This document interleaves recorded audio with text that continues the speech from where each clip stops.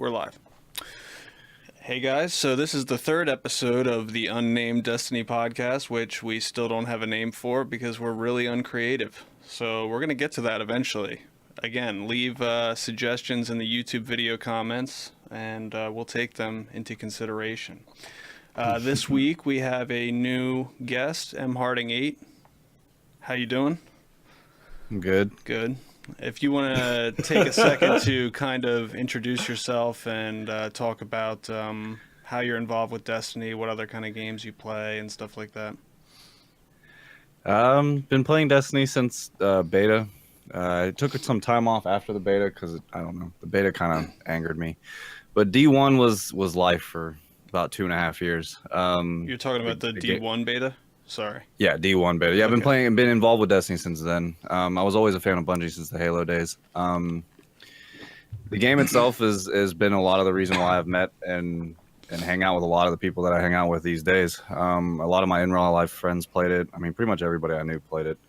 You couldn't really find anybody that didn't because everybody pretty much that played Halo was playing Destiny. The game since has been interesting. D2 is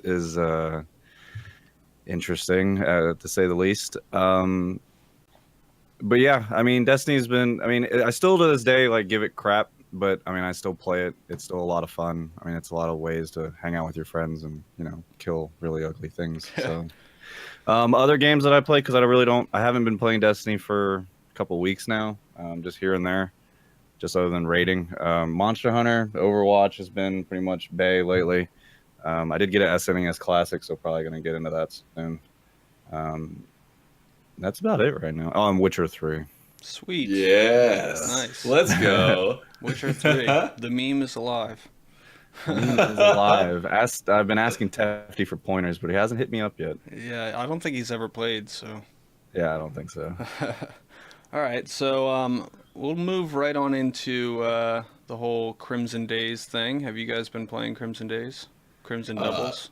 Literally nonstop. Like Nice. that's why I've been awake for like 36 hours. Sounds worth it.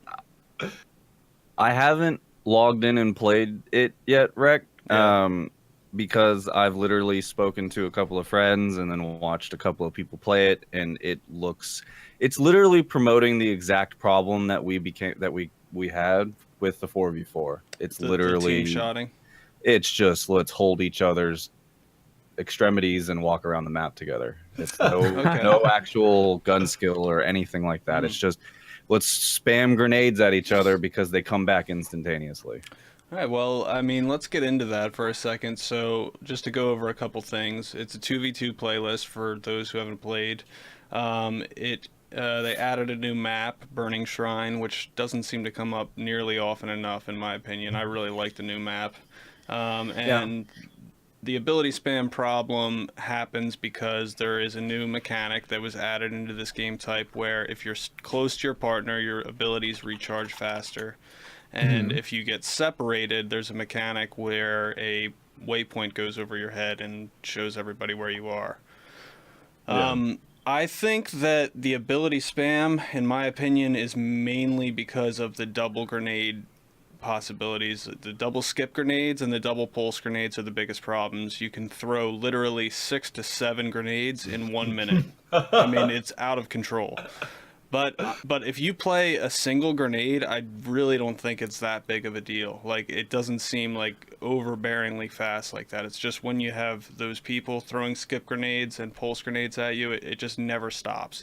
It's crazy. But I mean, what do you guys think? It never happens to me in Crucible. Yeah, never. That never is me in Crucible either. Oh my no, man! I literally I came to your stream like for 2 seconds yesterday, and you're like, I literally watched you spam, like you were just like mashing the trigger, and as fast as you were pressing it, skip grenades were coming out. It was disgusting. I vomited all over the floor. Was HK using a controller too?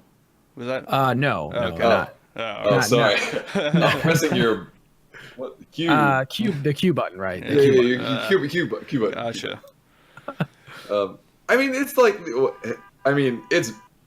it's broken, right? Like it's not balanced. Right. There's nothing that's balanced about doubles. Well, The subclasses are extremely favored. Double grenades are extremely favored. You have like a grenade every engagement, but it's really, really fun. Yeah.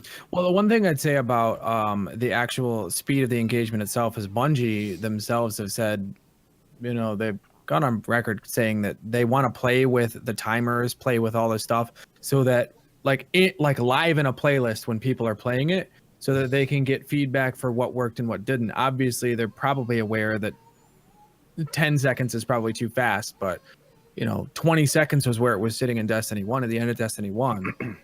And that might have been too fast as well for this style of combat. So the more that they play with it and the more that they refine it, the quicker that they'll get to it, especially if they're doing it in a live session like Crimson Doubles.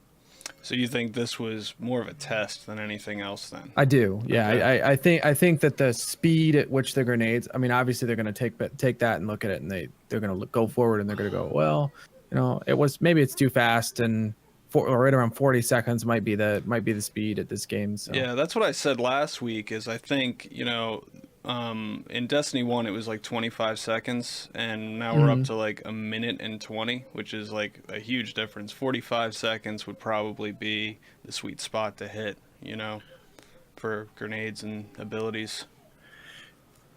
The guy in chat literally is right where I'm at.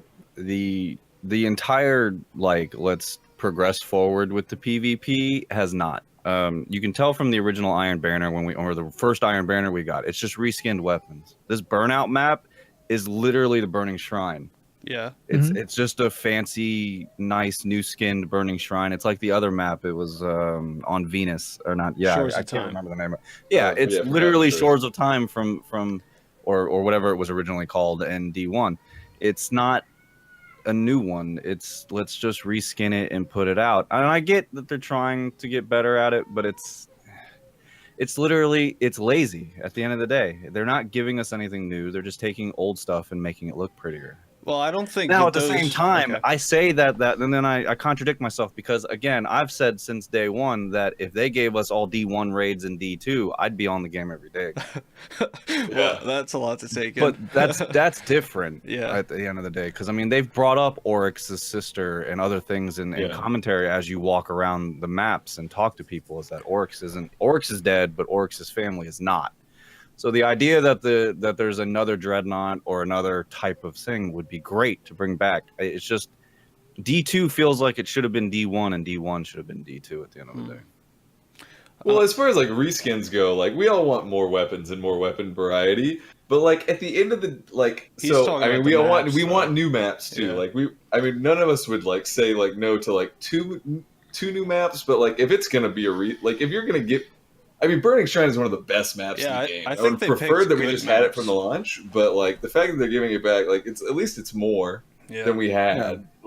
You know? Yeah, but at the end of it, you still have the just terrible balance of classes in there. But it's wait, like if you're not running a Titan or a Warlock, unless you're like a God Hunter, you're in a lot of trouble. Well, let's talk about that map for a second because I think that they actually did a really good job. Number one, the sun is gone, so you don't have to stare It's into lore the sun friendly. anymore. Seriously, It's lore friendly good. They got rid of Yeah, all the head glitches outside in the map, so there's no people standing behind the head glitches with the sun behind them, and you just can't hit them. I think that they made so many improvements to this map. I really actually liked it a lot better than the Destiny 1 version. I think the map is probably the best map to hit Destiny 2. Given that it was a Destiny 1 map, a lot of people said that they wanted Destiny 1 maps or maps back from Destiny 1. The fact that they're not charging us for it is, I mean, they could have. I mean, you know what I mean? They could have absolutely said, well, we're gonna make 4 new maps and five of them total. One of them is gonna be a remake. Call of Duty does the same thing, but they didn't do that. And people are asking for better maps, and they're pointing to Destiny 1 as being the point where better maps. What you're talking about, Harding, is more has to do with the actual core of the game, right? Mhm. Right. Well, the problem is that they needed to find a healthy medium between bringing in new players that didn't know what they were doing and your hardcores that like play all the time. Like I used to play all the time. They got rid of random gun drops, which was I hate it. Like it's great at the same time because everybody gets the same thing, but once you hit level cap, and once you hit light or power cap, sorry, once you hit that, there was nothing left to do. In D1, I was still looking for a perfect Isoluna at the end of D1. At the end of D1, I still didn't have the perfect one yet. And it kept me going. Like, I kept playing Crucible because it was a reason to play. Now, if you get this gun, the guy standing next to you just got the same one. Like, when I got my perfect roll Matador during the shotgun meta, I jumped out of my chair. Yeah. It doesn't for sure. happen anymore. There's no excitement of that anymore. When I got a Better Devils in D2, I was like, oh, dope. But this guy over here has the same one. And it's, at the end of the day, it's the Dead Orbit, the Dead Orbit hand cannon. It's everybody's got the same one. It's the problem. I mean, it can be easily fixed if they implement a better mod system, which it seems like they're doing that. Yeah. But at the same time, it's everybody's gonna have those mods. Yeah, it depends. I mean, if they have them and they can customize them the way they want, I mean, in the end, you're getting like the same thing if you get a robust mod system of like. Well, I mean, you don't have to. You're not farming for like the weapons themselves to drop like randomly. You have more control over the process, but you are getting like a more personalized experience, which I think is what we all want. It really depends how rare they make some of the mods too. They have to do that because if you do the mod system in a super robust way, kind of like how you can just customize your gun any way you want in other games, there's still going to be a meta to how you make each one. So even though this might be the way you like it, you're going to get owned by the way it's supposed to be made, like the way it's best made. And it's the same thing as the random loot, the random rolls back in the day.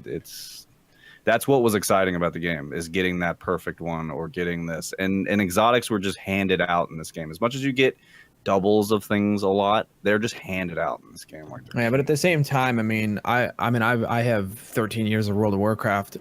Tells me that I don't want random rolls on things. Like the division is the reason why random rolls. I quit the division was because I couldn't stand the fact knowing that I would get something that would be good or whatever, and then I'd have to re-roll it and re-roll it and re-roll it and re-roll it and re-roll it to get the better version, and like the materials were difficult to find, and so I was like, I'm done with this game. I get your idea with Division. It pisses me off in a lot of aspects. I just even retried it. I still like it again, but it's more of just a casual game that I play here and there. WoW I played for 10 years as well. They couldn't do random rolls with WoW, given the fact that the majority of the end game loop is all 25 and 10-man raids, and you're not the only one in there looking for that particular item. Yeah. If they made them random, it would be 10 years before you got your full raid set. Slash roll on a random piece of I gear. think the way that Blizzard kind of approaches that is might be the better option. Make stats more impactful and make you not be able to re-roll certain things like the masterwork. Might create a separate mod system within a mod system to solve that. But the way that they solve the issue is they give you, like, the stats matter, and then, you know, obviously there's best in slot, but at the same time that has a very low chance of happening, and you can find better alternatives if you go another way. So haste, mastery, crit, you could go all crit and just be like, all my gear is crit, and that's what I'm gonna do this boss fight or whatever. And then, or haste, or all mastery, or all versatility. You have lots of different stats to play around with, and lots of different items, like more items that have more stats. So like maybe give weapons stats that actually improve the stats as well. You're talking about a root of that problem. We were all really disappointed when we saw those subclass trees, and it's like, oh, cool, we get to choose some things, and then it's like, wait, there's just two little squares, Right? And then wait, I have to remake my hunter to unselect a perk. There was nothing wrong with the D1.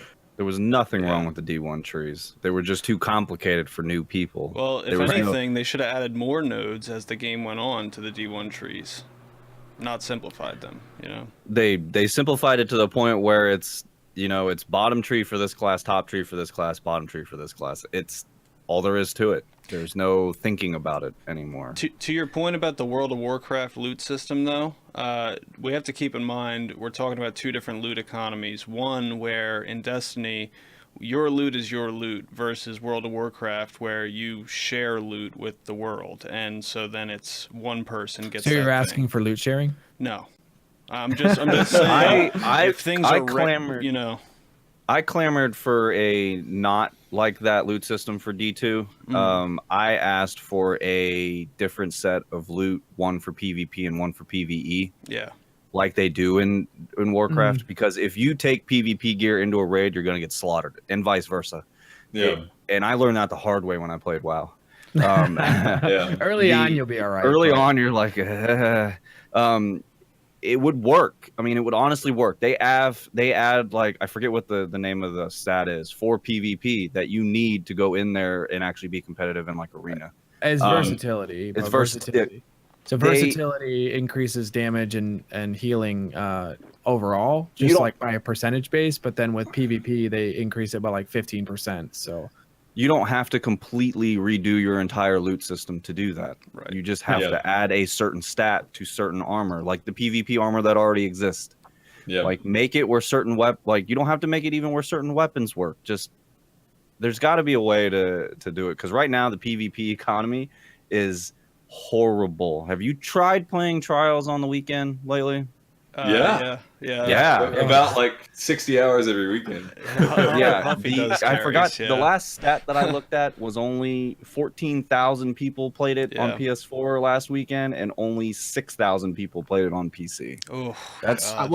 pretty bad. to your point about that, maybe what we want to see then, maybe the perfect solution for gear overall would be actually giving us impact and blast radius and handling and stability on the gear itself, Maybe. and Yeah, you we know, can see- I can see giving that. bonuses for stats that we have just overall. Well, the other issue is that most of those stats don't even feel like they do anything. Well, mobility really doesn't. Mobility Yeah, does. mobility I mean, does everything. But they wait, literally stated But- they've stated that they're fixing mobility Right. though. That's Right. something we it's talked already a about really last good week. stat. People are just sleeping on it. It's literally going to be OP. I Like, really hope you're kidding right now. I'm not. I He is swear to God. So Huffy, briefly go over, and then we'll get back to Crimson Days, over why you think mobility is a good stat. I mean, mobility is like in a game that with like such a high time to kill, straight like especially like horizontal strafe speed is very important. And in a game where movement speed is like very low in Oh. general, We lost Um, Harding. we lost Harding. Where movement speed is really like important. Well, it's really low in general. Like being able to traverse the map like quicker provides a huge advantage. The huge Welcome thing back. that makes a difference in mobility is the initial jump height that you get from like having high mobility, especially on a hunter, so that you don't have to double jump. Like that, like if you have a high initial jump height, there's like a ton of jumps that you can make like in Crucible maps that require you, like they allow you to not be able to double jump, which allow you to get around the map like without exposing yourself like very, very quickly. Like it's only good on hunter, but I'll take it to my grave that mobility is a very slept on stat on hunter. So, yeah, I mean that's definitely not conventional wisdom, but No, no, everyone disagrees with him. yeah, Yeah, It works. pretty much the world. yeah, yeah. Fallout plays. We'll get him in here to talk about that with you, but Yeah, So- it's Tefty about it too. But let's get back to the Crimson Days playlist for a second here. The ability spam is annoying. It didn't ruin the playlist for me. I've been having a lot of fun with it. There is some frustrating moments like that. But I think the more annoying thing is the stupid marker. Like, that's just over the top. And I said it was going to be over the top last week. I don't think it's necessary, like, to show that marker over people's heads at all. Just take Marker's that out weird. next time. Yeah. Maybe to your partner when you're too far away from your partner so you can see him, but Okay. not the enemies. Yeah. Yeah, the one thing that it makes like really bad. I don't know if you've tried sniping in doubles, but like the point of sniping is like getting angles. And so when you're trying to get angles on someone with a sniper rifle, and there's a giant red diamond over your head, Yeah. and like there are people like pinging you with Midas with their like 100 aim assist controller setups, like it's like, yeah, you know, maybe this is not what you intended. Right. And it's very severe too. Like if you get like 6 steps away from your partner, all of a sudden like these 2 dots appear and you're like, oh, there they Listen, both it's are. at least 7. Yeah. Right. You're exaggerating. At least 7 steps. Yeah, so I don't like that mechanic at all, and I'm not a huge fan of the having to stay bunched up. I do think that thematically it makes sense for Valentine's Day, stay with your partner, but from a gameplay perspective, not that interesting. But I really enjoyed playing 2v2 in general, just getting away from 4v4 playlists. Yeah. It was nice. And it's a faster pace too. As much as the team shot meta still exists in the game, it's like it's faster to kill and it's faster to get killed, and like the plays are much faster. They happen at a faster rate than they would in a 4v4 or even in trials. Trials, a lot of the times it feels like people sit back and wait for the other team to do something, and then they counter it. Whereas this is like, nope, we're going to push you and you're going to die here. And then we're going to run around and find your spawn and then kill you again. And it's interesting too, even with the marker over my head, because I know I'm only pushing 2 people, sometimes like I feel okay pushing a 2v1. If you flank them while they're like looking down a lane or anything like that, then you can actually maybe kill somebody before they can both turn on a dime and kill you. It's not like 4 people rotating and instantly. Well, it's actually interesting, right? I had a couple of games yesterday where we separated them with grenades, and then they went 2 separate ways, and then we both went after the one that was Nice. over in a corner, and then kind of like swooped around and got the other one as well. So it's like you can play that way and get the reaction of that, but you couldn't do that in a 4v4 because you wouldn't have 4 people just staring in a lane, because then they would just get grenaded and you don't know where they would go essentially. So it works in a 2v2. That's something that wouldn't work in a 4v4. So I said last week that I thought it was a problem that the rewards were only cosmetic, and I think it's a problem because I don't care about any of the stuff at all. I mean, I've never been. I'm sorry to be so optimistic. Okay. Pardon. But I feel like I've been pretty optimistic so far. No, we you're got not the too first good shader of Destiny 2. The first good shader. Okay. We got a dank emote that you can listen. I logged on the first day and I was like, oh, I guess I'll go. I'll pull out my credit card. I was like, all right, let me go buy some flipping packages so I can get this emote. And then I couldn't buy any packages. You have to earn it through gameplay. Like as little as we got, right? We got some like the things that they delivered were quality. It doesn't take a super amount of time to earn it, but every single one of the rewards I think is probably the best, like the best emotes and the best dances they've ever come out with. The emotes are the best. All single ladies, all single ladies. Right, Yeah, and it's literally. specific too. Yeah. Right. It's probably the best thing to have. Like the emotes are perfect, and especially with because I have everything 100% of it now, and it didn't really take me that long to get that. It was just like a couple of days of playing it, and then you actually have to do a raid and a nightfall to unlock the other ones as well. Well, I'm glad it's unlocked through gameplay, but honestly, I just don't care about the cosmetic stuff like that. After the shenanigans of the Dawning, they weren't going to make it where you could buy any of that stuff. Yeah. Right. You were gonna have to play. It's a step in the right direction, though. Yeah. Well, see, so like one of the flaunting dance is the one that you unlock through a nightfall. So you have to do a nightfall. I think a strike too. I think you do it through a strike, but like regular gameplay. And then the Diesel Punk ornament for the work is the raid. Is the raid, right? I got it doing it once. Yeah. It's guaranteed, isn't it? I thought that Yeah, it's 100% guaranteed. Yeah. it's All not you have to do is RNG. do it. There's a or get Nightfall care. one too, right? The dance comes from the Nightfall guaranteed. The flaunting one, yeah. Either I'm not sure if it comes from strikes because I haven't heard of anybody getting it from just like a regular strike, but it definitely comes from Nightfalls. So I know this is probably asking for a lot, but when private matches come out, I do want to see an option for the Crimson Doubles playlist in there, and I'd like to see you be able to tweak the settings a little bit, you know? Like if you could turn the marker off or experiment with like maybe the buff works in the opposite way. If you get separated, you get a buff. You know, that it could be fun to play with that kind of stuff in private matches. They probably won't do that, but you know, just an Let's say idea. it's not gonna. Yeah. I mean, they're not giving us any of that. We can hope. Yeah. We Yeah. can hope. We haven't Well- been disappointed yet, and anything will we be haven't better. been disappointed yet. No, but haven't I, disappointed what in he, that I think what specific Javi, what area. you're talking about is like every update that they've had has been a step in the right direction, and like Yeah. if they take like 1,000 steps in the right direction, eventually we're going to look back a year from now and say this game is completely different than what I remember a year ago. Yeah. Hopefully, yeah. The Yeah, only that's issue with that is it's how the many goal. people are going to be left if this takes a year and a half. Well, it depends on if they can put out a DLC that brings people back in. Yeah, the same with the Division. Did. Crucible 2.0. The problem with the DLC at this point is how many people are going to pay for it. Well, if it gets enough buzz. This is literally worse than at any point of D1. Like, don't I get me wrong, agree. I've already bought it. I'm gonna keep buying it because Yeah. I can talk all this. I'm just not very out because I've literally defended this game since launch, Hmm. and it's just gotten exhausting at this point. Well, I remember a time in D1 where I was telling people, I was like, well, we already bought the content, so you might as well see what's in it, you know. So it's like, we're at the point to where we're like, hey, I mean, we already paid for it, so I think so the let's difference let's was give it a shot. in D1 we felt like, okay, they don't really know what they're making here, but they have something going and it has a lot of potential.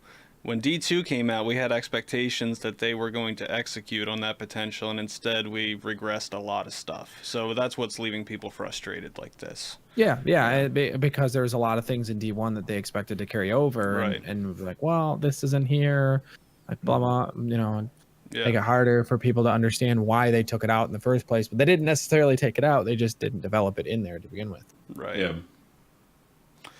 So that's all I have to say about Crimson Days, unless you guys have anything else. And Crimson Days is a lot of fun. Yeah. I think fun is best had when playing with a partner. Obviously, Yeah. if you solo queue, you can have some fun too, but it's not as much fun. Yeah. All right, It's so kind of fun carrying a Randy. Yeah. You know? yeah, especially ones that are AFK on PC, because let me tell you, my matchmaking has put multiple AFK people on my team for this week. I don't know why. Like, I just keep getting AFK people, and they don't get kicked out of the game. I don't know what's happening. There's some really weird stuff. Well, it's an oversight of the round-based mechanic. Like the Okay. amount of time that you have to stand still to be like kicked from a match, like it can be less than a round. So that's a problem. Yeah, so that's a bad thing. Yeah. Let's move on to faction rallies. It's coming back next week. Yeah. There's not a whole lot different about the event itself. But they are adding some new weapons, which I'm excited about. I hope 6 that, of them. Yeah, I hope that some of them are And we'll Fun finally to be able to use. get the future war cult weapon, which is nice because that should have won. okay. I mean, listen, Well, we can the- all agree that the future workout armor Doesn't have enough mobility. doesn't have enough mobility. It's just not enough. Those recub sets. Who even wants recub sets? Yeah. I listen. It's silly. Everybody But- except you. Anyway, but who wants to look like a crazy bug man? Yeah. You know. But so I Who mean, wants the good recovery? news is now you can take your new monarchy armor and you can make it recovery. So with It's been Masterworks. really great. Yeah. I mean, so it stinks that you have to. It's technically like a makeshift transmog where you Yeah. put on I don't like it. I don't like I the don't- transmog options, like the how they're getting transmog in the game. You should get Yeah. to choose. I would much rather just pick what my gear looks like. True. Yeah, true. But at least there's some kind of small, terrible artificial grind for Masterwork cores. It doesn't So- really feel like progression though. It just feels like, oh, I didn't get lucky. You know? Well, feels like- it's a little bit better, babe. What do you mean? Like this week we're grinding for this thing, and then next week we'll be grinding for something else. No, and he's next week we'll saying be if grinding you for want something a else. full set of, say, recovery armor, for example, then and you're which Hoppy does. right, yeah, and you have a full set of mobility armor, and you like the cosmetics of it. He's saying it's good that you have to grind for the Masterwork cores to make that happen, but it doesn't feel good to me. Like I am somebody who wants grind, but that it feels random. It doesn't feel like progression. I think that you should just get to choose what. But it is random. You can get It it in is. Crucible. Oh, yeah, You yeah. can get it. You can get it from anything. No, and I mean like when said, you put the masterwork cores in, it just randomly re-rolls it. You know what I'm saying? and it can Yeah. randomly reroll again, so it can go from heavy to heavy to heavy to heavy to heavy to heavy Yes. every single time. Yeah, Yeah. which is stupid. I haven't had I that. want- happen, Nobody wants but- heavy. Well, so what did you think about glass needles then? Were you as opposed to glass needles? No, Talking about Destiny but I 1? mean that wasn't Yeah. like really trying to re-roll a full set. It takes a long time, you know, and it can be frustrating. I really am fine with grind. I want grind. I mean, is in the problem game. like the randomness of? Yeah. If you want an idea how many people want grind, find how many Destiny streamers are playing Monster Hunter Yeah. these days. Absolutely. Yeah. I mean, listen. At the end of the day, I would much rather go fight Callus and shoot him in the face, and then get a cool crown that's like his freaking teeth like sticking out of my eyeballs. But yeah, Oh, you have to kill Callus 100 times to get his parts, and then you can hit the parts into an armor. If we're going full on Monster Hunter, right? into a fat So you- suit. I would have been totally okay with that way of going, but the other thing is RNG sucks. I mean, I've killed Cal. I've literally done carries, runs. I've run the raid 6 times in a week, every week for the first however many months that this game's been out, and I never ever got the Midnight Coup. The one that's Until on he sold it. sale. The one Until he that's on sold sale it. at Benefit. Yeah, until I have it now. Yeah. Because he's I was selling. I was gonna say, I was like, Never. are we gonna spoil something mean, for him? Never got it. Yeah. Never once. Yeah, Which was but fine. It gave me a reason to keep doing it, but then Yeah. it got to the point where it was like, do I even really? Well, you actually, when they removed it from, when they removed the non-loot from all the other ones, they just kept the Callus loot, so everything can drop Callus loot. Every single thing can drop the Midnight Coup now. Yeah, we figured that out the other day because a buddy of mine got it during the gauntlet. I mean, people were just like in LFG looking for Callus checkpoint anyway. Like Yeah. it's, I mean, I guess it was more directed, but it's not like you were dealing with a smaller loot pool. Like there was no reason to go, like I mean, when you went to fight Callus, it wasn't like you were dealing with the raid loot pool plus the Midnight Coup, which kind of sucked. So a quality of life thing I wanted to bring up about the faction rally is something nice. They got rid of the Lost Sector lockout thing, the chest lockout. We talked about this a little bit last week, but it is fixed now. And it seems like the way that the economy is going to work, you can basically just do whatever activities you want during the faction rally. You know, you don't have to feel compelled to just run the same stupid Lost Sector collecting tokens. You can play PvP, you can do strikes, you can do whatever pretty much and get tokens. Well, so I'm curious about that though. Have they even answered whether or not they fixed the problem with the fact that like the supplies, when you would shoot the supplies, it would give you 1 token? Do they not do that anymore still? No. Or No, so they it doesn't still do- don't do that? They don't do that. Yeah, because I guess because it became too rewarding and people were just going into the same Lost Sector, you know. Yeah, I don't know if any of y'all did the glitch that was going on for a while. Yeah. Yep. Well, 2 hours and 2 hours and you were done. It's boring. Yeah. I don't want to do that. It's boring as hell, you know. Mhm. Oh, I did it. I was like, later. Yeah, no, Yeah. I did I'm it too, not- but dude, they weren't rewarding enough. Like you would have to spend the whole week on one character to get the coins you needed to max Yes. out the things you needed. 2 hours going back and forth in this one Lost Sector, just real quick. Once you had the rhythm down, you could be done Yeah. in 90 minutes. but do you want to do that like every month? No, I didn't Yeah. want to do that. But there's a healthy median between the Yeah. two that Bungie didn't find. Right. I think a better solution might be, and it might be something we should talk about going forward, and maybe Bungie should reach the ears of Bungie, is that whatever faction you pledge to, you don't necessarily get the token. You get an unpledged token, and then you can pledge to the faction that you want and the character that you want. So the inventory is already on the 3 characters.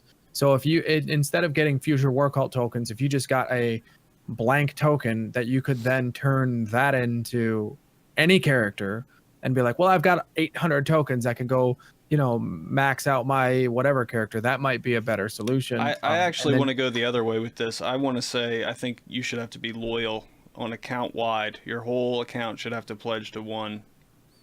No, sir. Yeah, it makes Oh, no no. point to No. winning. No, like whoever wins, it doesn't matter. I'm gonna get the reward because I pledged to one on each character. I like the change. There should have been an equal median, like a real nice middle spot between the way they do it now and the way it was in D1. Yeah. We need ranks. This is completely different. This isn't like they're always there. It's once a month or once every other week they're back, and then you can get what they've got. I miss back in the day when I had one character pledged to each one that I liked the armor that looked on each one, or you could change it next week or next month or whatever the hell it was. And you could do what you needed to do then. Like it's they're only back every week, and then you have to play this week to get their stuff, or it's over. It's like if I'm on vacation that week, I miss the whole thing. Yeah. It's not like before where like they change their loot table every week, and they may have good guns this week, they may not. But at the end of the day, that I don't know, man. To be fair though, like if you're on vacation, it's gonna be every month during the season, and it's going to be exactly the same. You're going to have another chance to get that loot. Yeah, you're saying that they're doing. But that's it the other multiple problem. times. That's the other problem is that it's the same thing every week. Like, don't you remember on resets? Yeah. You would get up, go to the tower, and be like, all right, what does Future War Call got? What does Dead Orbit got? What does New Monarchy got? Because you didn't know, and you went to go check to see what the Crucible vendor had every week, and then he had that perfect rolled palindrome that one week, and it was like, oh, holy shit. That was only when they reset the vendors, though, and when they restarted doing it, that was a great way to do it. Mm-hmm. The way they're doing it now, it's like it's the same thing every week, and then maybe it's different, maybe it's not. And most of the time it's just reskinned weapons before. I like some of this new stuff they've got going on, but at the same time, man, it's like if I don't feel like playing it this week, I'm not gonna get any of this stuff. Well, I agree. There's a lot of missed potential with the factions. I'd like to see them go with unique quest lines for each faction that you could go and do. You know? And they could go deep into the story that they just plundered us into with D2. Like D2's original story, like when they showed it off, and like when I first dove in, I was all in, man. That story was like you lost your powers. And I agree with a lot of the guys that I speak to on a regular basis. I didn't like that I got my powers back 10 minutes after this gut-crunching moment. Like 10 minutes is the only time that I have to struggle, and then I got don't get me wrong, it was awesome. And then Gaul was a bitch. You get the new class ability immediately, which was kind of cool because you get to play with it. But it's like the only struggle is literally 10 minutes of this game, and now you're back to being the only traveler with the light anymore. In the original game outline, didn't they say that we were supposed to die, like straight up die, and then we would have to remake our character because we'd load in as like our new guardian, like from start level 1, you load in and Gaul kills you, he steals your light and you die, and then like it was supposed to be we would have like lost all we of had our to emblems from D1. Oh. Right. Then we would have a reason to have lost everything, and we would have to recreate our character. Like that was kind of the whole point of the original outline. And then if there was like a character creator that was different than Destiny 1, that would have been really interesting. Because then that was a big thing. Yeah. It's literally the same character I don't creator. get angry about much. I'm a pretty positive guy. I was super sad. Yeah. I just wanted some new hair, babe. I want to be able to change my hairstyle at any point. There's no beards in D2. Right. What's with that? All right, so one last thing on the faction rallies. We'll just talk about the weapons. Really quick. Go ahead. Give us capes back. Give us capes we need back. Ranks and we need capes. You should be rewarded. Like instead of forcing you to pledge a faction, give somebody a reason to grind a faction. Like the level 25 rank capes. Like that was like every week. Grinded for days to get those exotics, man. Yep. Didn't they say that like was it the May update or the March update that was going to have specifically it was going to have faction ranks, right? No. Yeah, but it's going to reset every season. I don't know what their plan is. Yeah, but every it. season. But if it resets every season and you have to regrind every single season for that faction rally, and it's happening enough to where you can do that, then they could easily reward you for hitting the max rank, right? Yeah, they have an opportunity to make something good out of this, and I hope they do. So I do want to say 100%. One more thing about this. New Monarchy is going to have a pulse rifle. Dead Orbit's got a pulse rifle. Future War Cult has a scout rifle as their rewards if they win for the week. These 3 actually look like unique skins to me. I mean, the bodies of the guns are similar, but they do have actual unique geometry on them. The rest of the new weapons are reskins. I'm still excited for them anyway. If we can at least get some new weapons in here to change up gameplay a little bit, I'll be excited for it, especially with the sandbox changes coming up. So it looks like we're getting a new linear fusion rifle, hand cannon, scout, 2 auto rifles, and an SMG. The only thing that reskins are going to happen. Harding's very excited about it. I can see it on his face. Reskins are going to happen. I just wish he's logging in. I can tell you. Oh my gosh! Oh yeah, I'm booting up right now. I wish that they weren't so strict about the reskinning of certain, like that Amalon hand cannon in there is 150 and has terrible recoil. And it's an Amalon. Like, we know hand that by cannon. looking at it. Like it's like we literally know what the archetype is going to be. It's like the same as every other Amalon hand cannon. You know what that new monarchy scout is already too. Yep. You already know what it is. You know what that future war called auto is. You know Yep. what that SMG is, and you know what that Hake auto is. Yeah, we don't know what there's don't know two of the the pulses perks, that I so. don't know.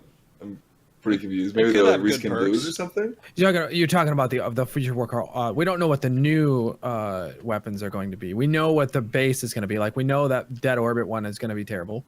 It's either going to be terrible or it's going to be like Lincoln, or it's going to be like the Lincoln Green. Yeah. The Lincoln Which- Green is a pulse, though. And typically, I'm looking at the Orbit, though. orbit pulse. Typically, Dead Orbit though, don't they go with a higher Oh, impact, pulse, slower fire yeah. rate kind of deal? I thought he said the Dead Orbit auto rifle is going to be. No, the Dead Orbit pulse looks like a Lincoln Green. It could be the opposite. It could be the high impact, slow rate of fire version. But Yeah, the Lincoln Green's better. if it's like Probably a Lincoln Green. if it's like a Lincoln Green, then it's not going to be complete trash. That new Right. Monarchy pulse, if it's the same as most new Monarchy weapons, other than a couple, it's going to be trash. Hey, we're getting It a looks pulse cool. update. We're getting a pulse update. That's true. We are getting a pulse So, update in the we're- sandbox change. I mean, Are things they are going? about to Are they change. going slow rate of fire better again? we don't I feel know. like every 3 months it's No, the darkest fast before rate of fire. in the game. Okay, because I was gonna say it's like I feel like slow rate of fire in 3 months is the way to go, and then fast rate of fire. It's like going back and forth between.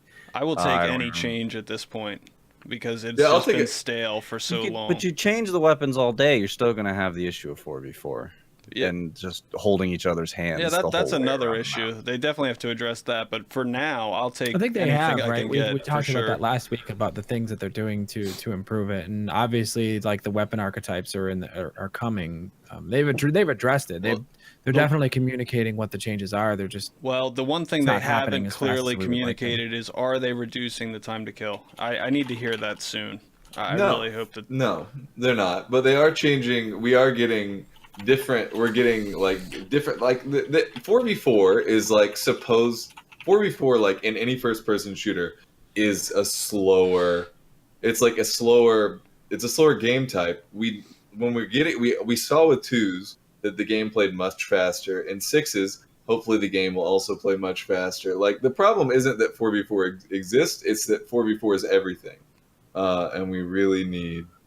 yeah. Just- So it's a mixture of. I mean, the game could be playing really fast, but probably won't. And like 2v2s, for some reason, it feels faster because like you wipe the team faster, and you can't wipe the team as fast with a 4, but you can with a 6 because if a 6 roll together, they can pick off the people who are going, left and right and middle or Yeah, but or 6 whatever. people aren't going to lane together. You can't Well, I no. mean, if I No, but peek it's gonna B be flat, there's gonna I'm be forgot- strategy involved. Yeah, for sure. All right, I do want to get to this next topic because I think it's probably the most important thing that we found out this week. Okay.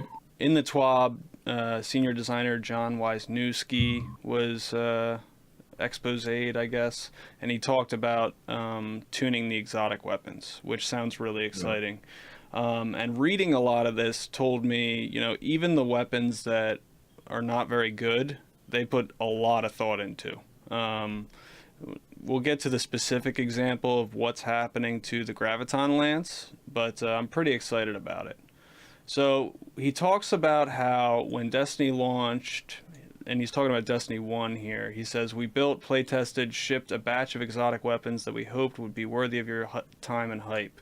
Shortly after release, we were happily inundated with a mountain of player feedback. This allowed us to check our assumptions, do tuning, push out the first of Destiny sandbox updates, which were solely focused on the exotic weapons. We're doing this again with Destiny 2, and this time we're including exotic weapons and armor." So, this time we're in the opposite situation, though. They were too good in Destiny 1, and they were scaling a lot of them back. In this situation, the exotics are very boring. They're poopy butts. Yeah. Most people don't even use exotics unless it's like the Legend of Mida. Acrius or Mida. Or, coil glitching. I mean, there's a few exceptions, but the legendaries as feature, a though. general rule, yeah, it's a feature. It's a actually, feature. Let's go. Oh, It's the coil glitch is amazing. Don't touch it. Yeah, well, they're not. They aren't. They're not touching it. That's specifically mentioned as one of the exotics they're not touching at all. The Wardcliff? Yeah, the Wardcliff coil. Yeah. Well, I said so. You're talking about the gameplay goals, right? Have you mentioned that the gameplay goals, No. how they want to? We can talk about that. So yeah, they want to. It says they're putting a tuning pass on exotic gear focused on adding or increasing player power spikes, which is good to fulfill the Yeah. power Two thumbs fantasy. go. Focus on low usage items, but all items are being Nice. considered. So they're looking at data. Mm-hmm. So they're looking at the Mechaniers trick sleeves, how they can turn that into be the best exotic in the game.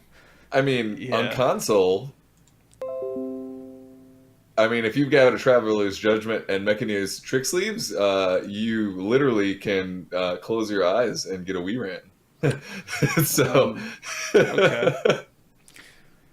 So lean Or into the last established gameplay. This is the last one. The last gameplay goal for this exotic armor pass is to lean into the item's established gameplay, push it harder.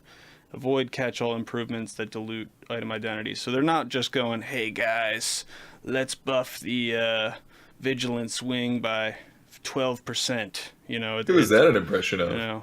It wasn't really. It was just a vague impression. I don't know. Okay. Yeah. I like the big.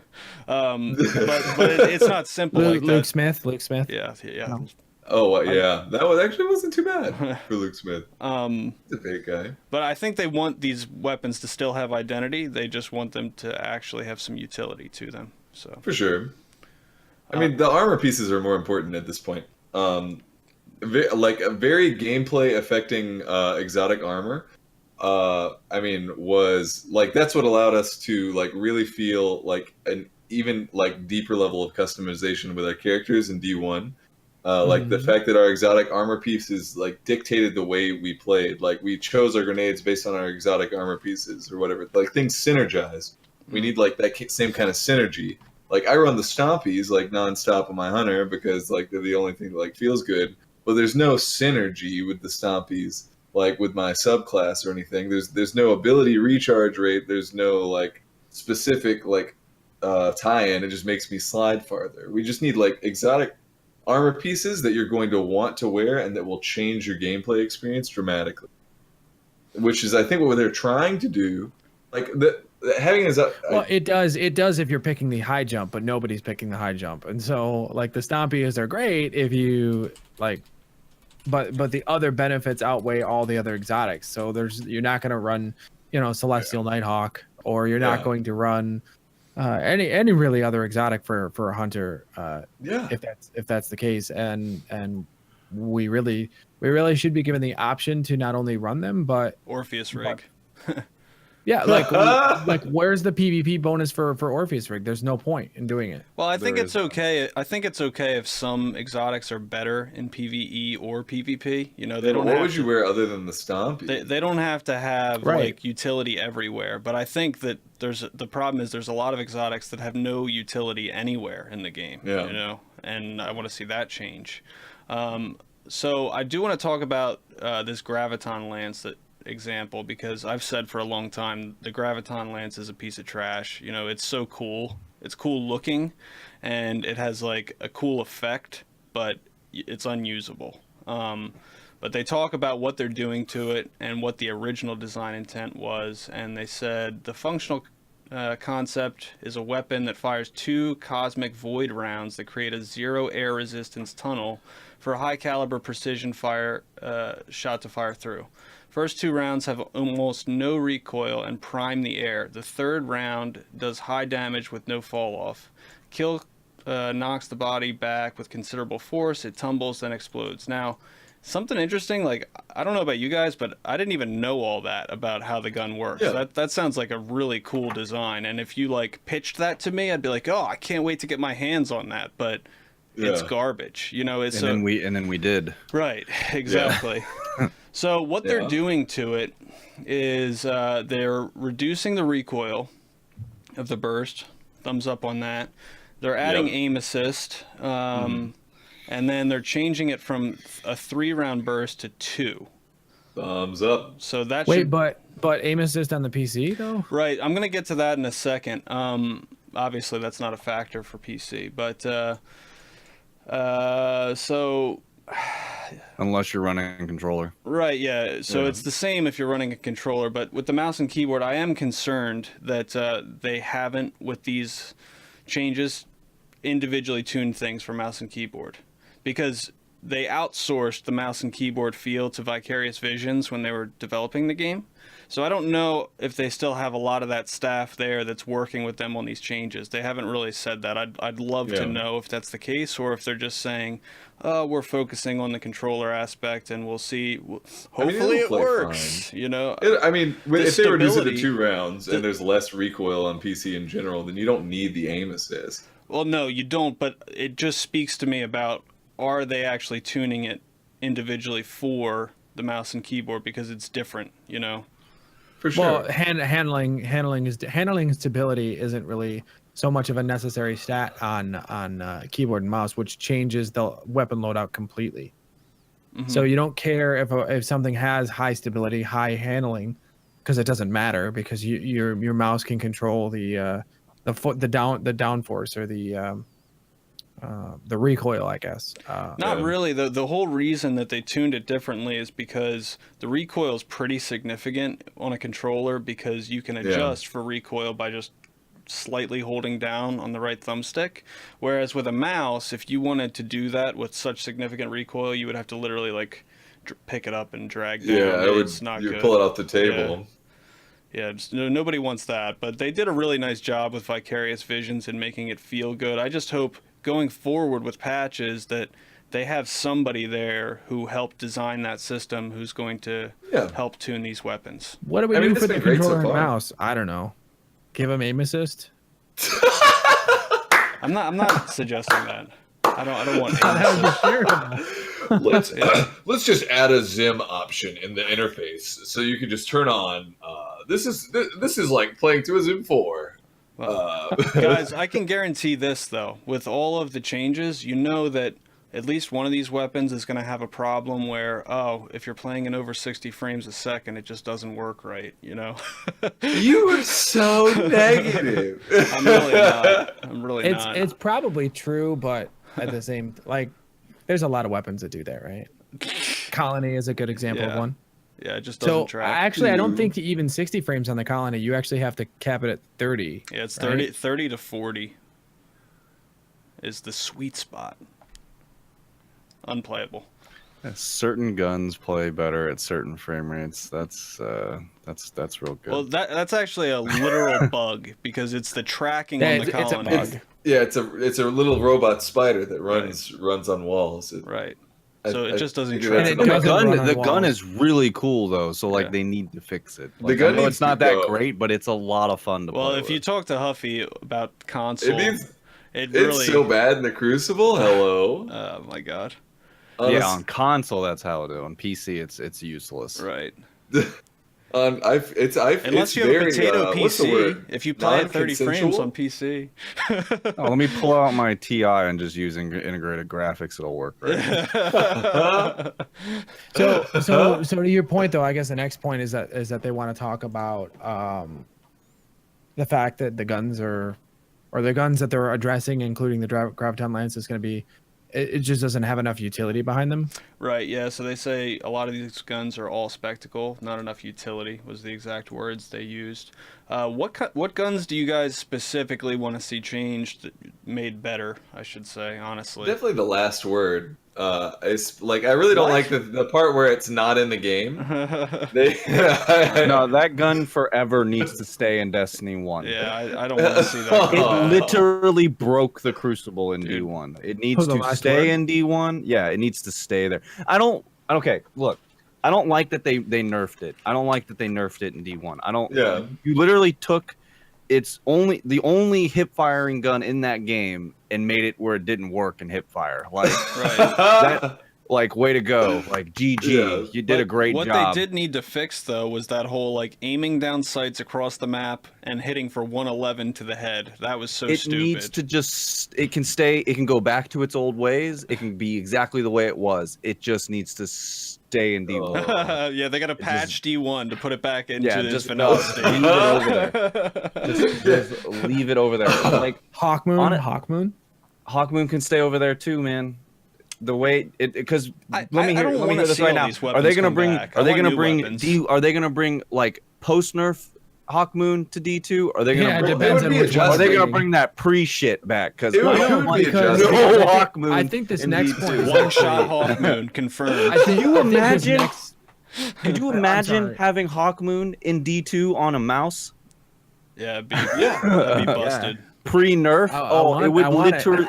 But that's the thing is, they want variety in this game. Everybody's going to use it. Yeah, I think I think when we get to the next point, other conversations going to open up a little bit about because what exotics we're not getting gives us an example of like what to look forward to for exotics that we do want to change, or what things that we do want to change. So Because I think the next point, and I hope we're getting to that now, yeah,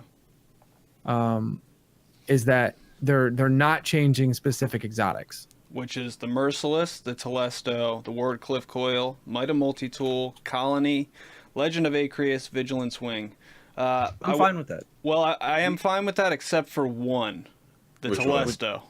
Why isn't that getting above? I don't It's see a really lot. good. I don't see a lot. Of It's Telesto is already- really good in PvP. Yeah, Telesto's really already really useful And- but because you can in actually PvP, put it you on your said? teammate and let him go in as a bomb.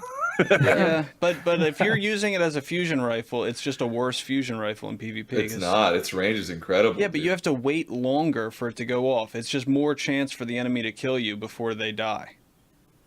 So, It's gonna be, so it I promotes guess trading, you know? I guess the point I was trying to make there is like what exotics do we want to see at that level, like Merciless, Telesto, Wordcliff Coil, Mida Multi-Tool, Colony, Legend of Acreus, Vigilance Wing. What exotics would we love to see? I mean, obviously all of them, but They need to do something with snipers. Yeah. Well, I they think talked about that, what, 3 weeks ago, and they said, we talked about it. We talked about it last week. yeah, but Because they, if you're going in there with anything other than a sword or a rocket launcher, Yeah. you're not even using your power weapon. right. But so they talked about the problem with the flinch on snipers, and they said that they're trying to fix it, but that there's like a bug, and that they literally can't fix it. They And have before they to. fix the flinch, and it's back to the D1 sniper meta. Yeah, they have to. No, I mean, they have it to should, if actually it's a fix- power weapon, it'll never be the D1 sniper meta. You know, if they move it to Yeah. the energy slot, then that could happen. I mean, I'll take it's currently the Sins of the Past meta, so please D1 sniper meta. Yeah. And I hate snipers. I'll take it over Sins of the Past anyway. Any But day. they said that they had to. I know we talked about this last week, but they said they had to actually physically change the geometry of every single sniper rifle that Yeah. was offending it because it was creating the problem that there was a problem with the actual geometry of the sniper rifle itself. Yeah. But as far as power weapons go, the things that we're getting a buff for, which I'm excited to see how they play out, because I'm really interested in all these weapons. I mean, I never use them, but I would love to use the Prospector. I'd love to use the Sweet Business, Sunshot, Sturm, Skyburner's Oath, Risk Runner, Rat King. You know, like these are all the Hard Light. You know, those are all exotics. Oh my that I god, the really- Rat King would be amazing to see something happen We went with it. 4 people into the Crucible, me and 3 buddies with the Rat Kings, and if you hold together and go as a team with those things, it literally decimates everybody.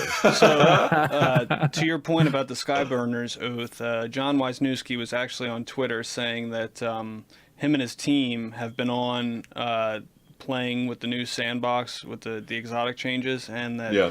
they're having basically Graviton Lance for Skyburners games, and that it's Yeah. like a blast. So I'm really Well, excited to see what they did with why that don't we too. see a a stream of it? Crucible map playlist that has pre-selected weapons, pre-selected loadouts for you, so you have like 5 loadouts to choose from, and you don't pick like the Why don't we PvP just aspect see of Destiny different- has always been additive to the PvE experience.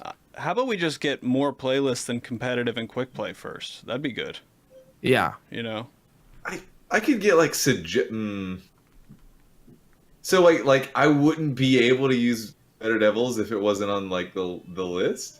In a certain Well, playlist, so- not in all of the Crucible. He's saying a so certain like a playlist where it's where, Oh, a where you playlist. could Yeah. select five Oh. presets that Yeah. you wouldn't be able to play with your weapons. You would play with their weapons. the Oh, yeah, that'd problem. be The sick. problem I could with do that, that as long is as it's though, separate. I think they It's like said snipers only kind of deal. They said they I'm have fine with no way of giving people weapons they don't have.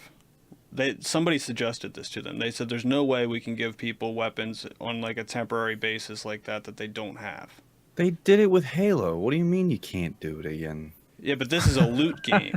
You know. Yeah, I get it, but you go into a never. It's it's literal ways that they could go that they could easily make the PvP Halo again the way it was, where you just went in there with everybody with the same thing. I mean, I'm with you. I think they need to separate the sandboxes. It'll make PvE a lot more interesting. Because that's what a lot of the issue is that if they could separate it somehow, Yeah. they could all of a sudden make the PvE weapons like Borderlands. You know how many times people have been asking for crap like that? I want weapons in Right. D2 or Destiny that are like Borderlands Yep. weapons.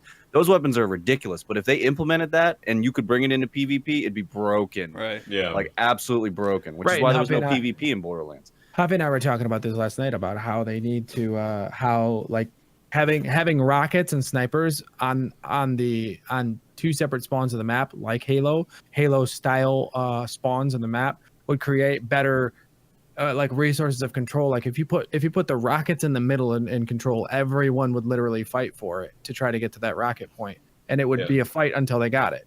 Yeah, and then you'd get a few kills with the rocket, and you'd have to like fight for it again instead of like 2 heavy crates on the opposite side of the map where no one has to fight for anything. Like just one guy picks up sniper rifle. You only have to because, fight. You only have to oops, fight for nobody the told first him. spawn. The first spawn in the middle of the map is the only one you have to fight for, and then Yeah. after that, it's your own spawn one, and then you're good to go. Yeah, and as like a person who like literally only plays like as a person who like spends like 90% of his time like stripping and trials, like Countdown, literally it's like if there's a rocket launcher on the other team, like they get a rocket launcher every round. They get 2 free kills. Like there's nothing you can do about it. Yeah, if they It's have a Sins of the stupid. Past, it's at least 2 free kills, and you got to Yeah. hope your teammate's not standing next to you when he shoots Well, it. don't stand next to Huffy. Yeah, I'm a magnet, babe. I'm a big magnet. All right, so last thing on the exotic tuning, they mentioned Exotic Masterworks, but didn't mention what the heck it is. They're going to talk more about it next week. What do you guys think it's going to be? What do you want to see out of Exotic Masterworks? It's gonna be the same thing. No, It's- do not say that, please. God, you're hurting It'll probably my be the same soul. thing as it'll probably be the same thing as the legendaries. They can't make them different too much because that might start breaking things Well, even worse. I disagree. What I want to see is it change the exotic perk, like provide an alternate version of the exotic perk, so that you can Yeah, but change how it works. Not necessarily better, I'm- just different. I'm okay with legendaries being completely different in every aspect of like they were in D1. The exotics need to be. Iconic. I mean, you can change them up. Like you can make random rolled exotics, but man, if you start changing the don't exotic wanna do perk that. on some of these Yeah, you guns, don't want to do that. you could start really breaking things I everywhere. like yeah, you're right. You're right, 100%. They're consistent. It's Well, Because you can only actually, have one of each on, so it's not like you're loading your entire loadout with random exotics. Like you can only have one weapon and one armor piece. So yeah. leaving them consistent with one another is nice because that's the thing is the legendaries should have been the randoms like they used well, to. that's the benefit of having legendaries as static rolls the way that they are, because like once you have the weapon, you're like, you know how it's going to perform. You're like, well, I know the Better Devils is the best weapon, and once I get it, I'll be happy with where it is, but I don't know. There's I- benefits to both sides of the system. Unfortunately, there's downsides to the static rolls being once you have it, you don't have a reason to try do it. for You have- for you any have new. no reason yeah. to play anymore. That's what I'm saying. Once we played it for a while on console, we figured out what the best weapons were on console. I get there's a sandbox update coming, but majority of people grabbed everything, even the stuff that's not useful right now, and like me, shoved it in their vault and they're waiting for sandbox changes because you knew they were going Yeah. to come. Because you knew D1, Mhm. like you knew that these weapons sucked, but once they change things, these things are going to be amazing. Yep. D2, the same thing. I did it on PC and I did it on console. I've got crap loads of just trash just sitting in there. But when they change the sandbox, I guarantee you some of this stuff's going to be good again. The only issue with it is that once you've acquired everything that's any good at all, you've got what are you playing for at that point? You're Oh. literally just playing. 50 more spots in their vault Guys, space. Because, I completely, Ooh. I'm fucking, I'm screwing this up so bad, but I completely forgot to talk about the second thing that they're changing about that graviton lance, like the super overpowered sounding thing. So they're making it so that instead of the body flying backwards and out of range, it's going to float up near the enemies. They made the explosion of it bigger, increased the damage of the explosion, and then they added void field projectiles that are going to seek out and track targets near them. So it's going to create a mini Nova bomb. Right, like that's what it sounds Yeah. like. It sounds like Awesome. holy crap. So it went from the worst gun in the game to something we're going to bitch about. Probably. I mean, but I listen. don't know. But you know, it sounds like that, but you never know until you actually see it. You know, It sounds like the only people that are going to be punished by that are the people that are standing in groups of 4 with Meta multi-tools Yeah, when they so die. maybe- So I'm down. Yeah, but unless you get shot by 4 people shooting you in the head with Mida, you're not even going to get that shot off. I'm all for Yeah. something like this that like is just taking a risk. It sounds like a huge risk, and if it breaks things, scale it back. But don't stop taking the baby steps. You know, I'm excited for this. I don't think that they're going to take a risk. I don't think they want to take a risk with any like final changes because they're going to make a final change on a weapon. They're going to play test it just like they did. Wow. Just like they finally did with the Prometheus lens. The Prometheus lens is in a good spot right now, but it wasn't. It was broken, That and was then they nerfed bugged the though. crap That out of it. wasn't a design. Well, it still is bugged for the burn damage right now, but that's Burn damage is bugged in general. It's Well, not yeah, just the burn damage has been bugged since Destiny since 1. D1. They still Yeah. haven't fixed the burn glitch. So Since D1. Yeah. yeah, I don't think that enough people. I guess people stopped complaining about the burn glitch along the way, and they just have like decided not to deal with the fact that sometimes 30 of your health disappears randomly while you're burning. Yeah. All right. So a couple miscellaneous notes, and then we're going to get to questions. All right. So the Burnout map is exclusive to Crimson Days, but then after this event ends, they're going to add it to the regular Crucible rotation. Sick. Awesome. That's good. Yeah. The sparrows that you can earn for Crimson Days playlist, there was some clarification on that. The Undeterred Exotic Sparrow is earned by participating in the Crimson Days Crucible playlist. You cannot get it from one of the Engrams. You can't get it from the Crimson Engram. The Undefeated Exotic can only come from an Engram, basically. Yeah. So they just wanted to clarify that for people who were wondering, you know, why didn't I get this or this? Yeah. And there's Well, a their names were knockout. pretty close together. Right. Those are the only 2 exotic sparrows you can get from this event. They also have this new thing called a knockout mechanic where it reduces the RNG and basically you have a better chance of bad getting... luck protection. Right, Bad yeah. luck protection Yeah. is basically what it is. So you guys Let's have go. a better chance of getting everything if you want to grind for all these cosmetics. Lastly, they're collecting feedback on Crimson Days, and they provided a link in the TWAB. I'll put it in the YouTube description if you're interested in giving your feedback to Bungie on that. And that's pretty much it for the TWAB, unless you guys have anything else. No? Sea of Thieves is great. I can't. Yo, I'm gonna play that with you. You need So to is save me a Monster spot. Hunter. Yeah, it is. Oh my gosh, Monhun. Yeah, I'm still loving Monster Hunter, but I'm not nearly as addicted as I was for like a whole week. Like I don't feel like I need to play it every second of the day anymore. What I love about the Destiny the game thwob. is that it gives us the ability to talk about it, and then somewhere along the lines, Bungie is gonna maybe listening to it. Like it's not I'm hive sure that mind they're in opinion. chat right now. Well, it's not hive mind opinion, but it's like opinions coming together to form a better game, and I think that's like what we're trying to do here, right? We're not trying to be like super negative about on Destiny because we don't like the game. Yeah. We're trying to be Well, we wouldn't be putting so much constructive. effort into it if that was the Yeah. case. right. I mean, I just is like one like yeah. As far as that point is like as far as like let's talk about like maybe we seem like we're bitching a little bit, but I mean hey, Crimson Days was a huge win in my book. What are they selling in I haven't trials? I played- don't even know or no. What'd you say?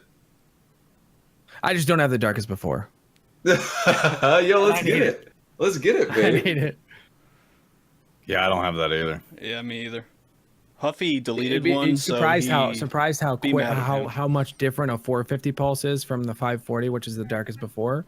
It is Yeah. so much different, and just like a little tiny little slice of impact taken off makes it Yep. that much higher. It's like 90 increase. It's crazy. But I mean, in general, what I'm trying to say though is like we wouldn't be trying to talk about the game if it wasn't a game that we didn't want to see succeed in the end, right? Mhm. Yeah. Yeah. All No, right. I mean it pisses me off on a regular basis, but if I didn't, it wouldn't make me mad if I didn't care for it. Right. Yeah. 100%. And I still play it. Like I'm still playing. I'm still streaming it every single day. Yeah. For the most part, except for this weekend. I raid. I'm not touching the Crucible for a long Yeah. time. Will you play it after the sandbox changes? I will try it out. Okay, fair enough. All right, so Twitter questions. Z37T asks, what are your thoughts on Crimson Doubles, 2v2 engagements, revamp Burning Shrine, upcoming 6v6 playlist? We talked about 3 out of 4 of those things already. So let's talk about the upcoming 6v6 playlist. The only one we know about for sure is Iron Banner, right? Yeah. I'm okay with it. I literally was excited for 4v4 until we got in there. Yeah, And then I realized how people were going to play 4v4, and now I miss the way. If you get on D1 right now, you can literally find a 6v6, and Okay. it's actually missed those days. And to be honest with you, I don't even really care about all that. I want Rumble. yeah, Yes, I agree with babe. that. Hallelujah. I like Rumble 6v6, but the problem, I think right now is the way that the sandbox Rumble. is. 6v6 is going to be even worse than 4v4. Can you imagine 6 people clumped up? You're going to die. I don't think it'll be instantly. like think it's that. gonna I don't think happen, it'll be dude. like that. I think it'll go back to the way D1 was. I mean, yeah, okay, so you had 2 and 3 people together, Mhm. but it's not going to be 6 people standing next to each other. You're not going to have 4 people just running in a group. You're going to have it's more chance. The problem with it is that you have most people who play this game have 3 people that they run with on a regular basis. So it's 4. You've got 4 people in a group. It's that weird thing with the 6 that it's a lot more people that solo queue. That you're going to Okay. get into a lot more people that solo. So there were games where 2 people are together and then the other 4 are running off. What Yeah. evens the game out? But- Like you said, like it's less likely that you're gonna have a group of 6 players like all the time running Yeah. together and communicating. So when you get that somebody who isn't communicating, they tend to be the one that's picked off. Yeah.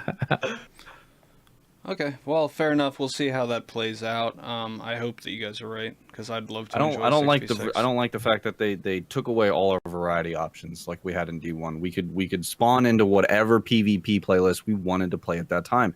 Now I have to hit quick play and pray to God I don't get supremacy. Yeah.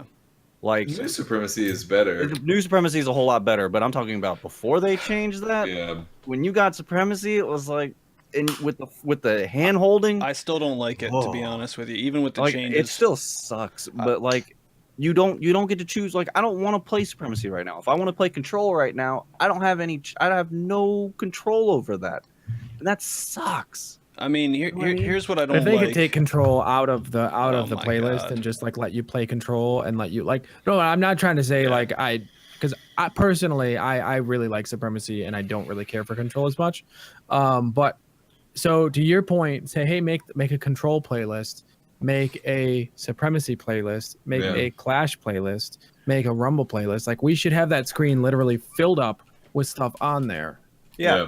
I want old school Halo. I want Capture the Flag. I want King Same. of the Hill. I Yeah, want I'd all take that that. S. And you know they know how to make it. They invented that S back in the day. Well, they Like- yeah.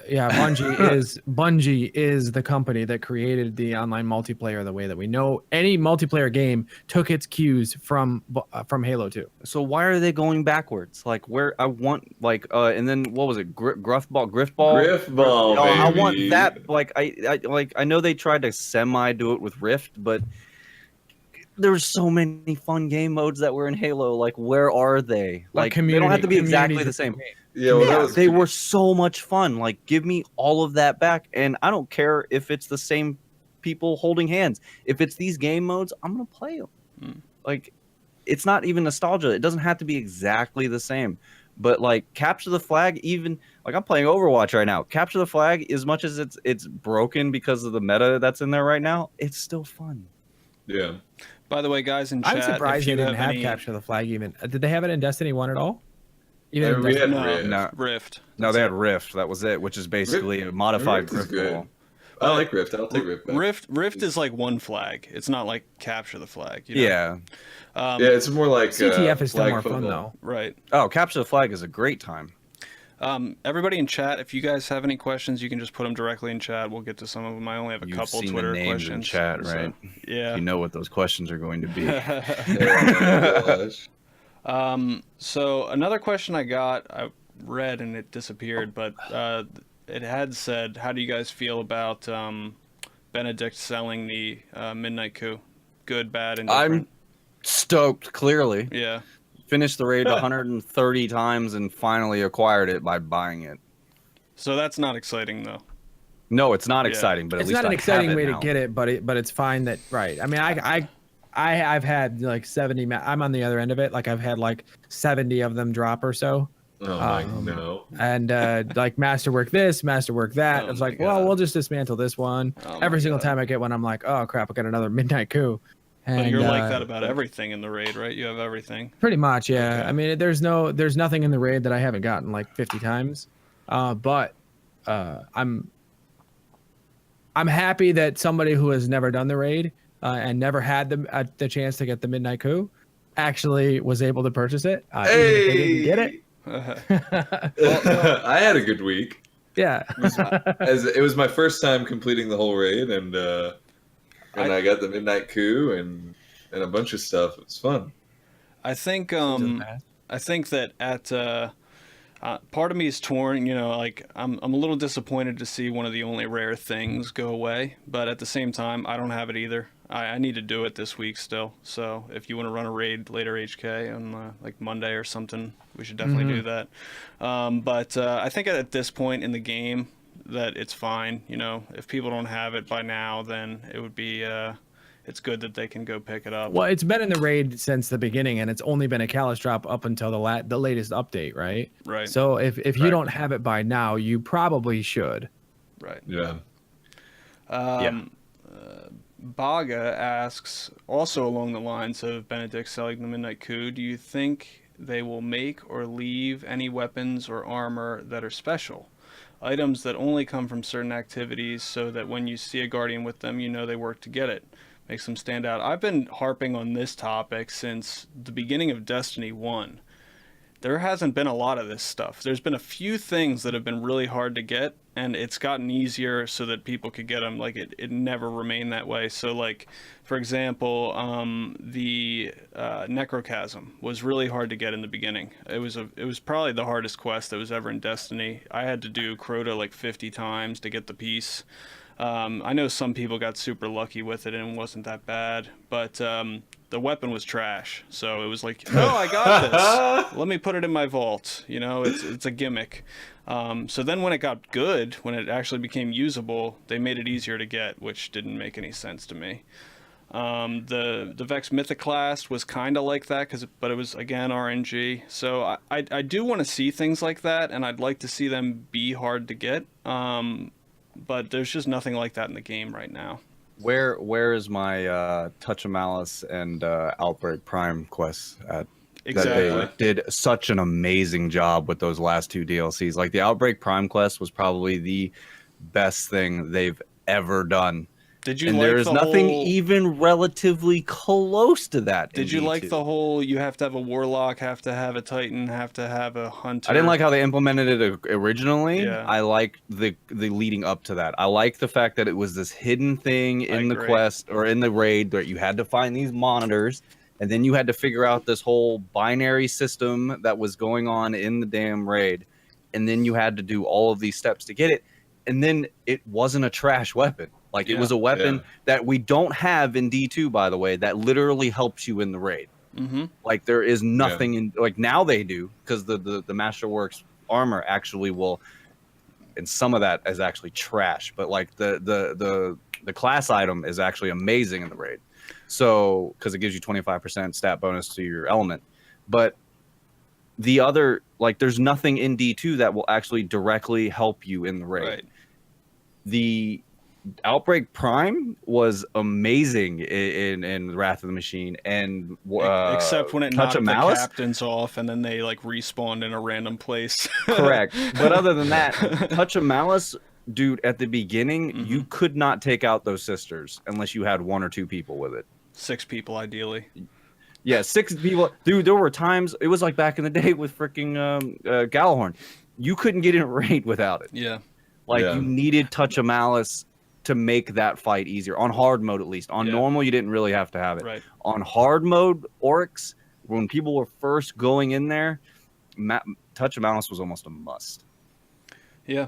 Yeah, but I almost don't like that, right? Like some people kicking you out of a raid because you don't have the requirement necessary. Well, those to are do that. shitty people though. Those are shitty people. Like I didn't, Yeah. we didn't have that. Yeah, that's true. That's true. We didn't kick people because they didn't have it. What I'm saying is that I miss having to do this crazy like hidden thing to find this really badass weapon. Like don't get me wrong, Touch of Malice was basically useless outside the raid.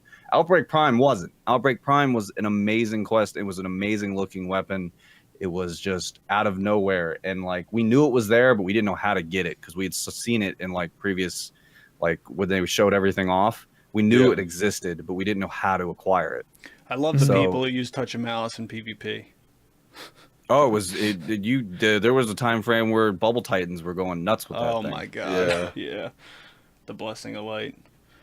So last Twitter question, and then we'll get to some live questions in chat. They've had what I feel were successful runs with Mayhem and 2v2. Why do you suppose they're not keeping those game types available? I think it's because they want to do this like event-based thing from week to week and always have something new and fresh.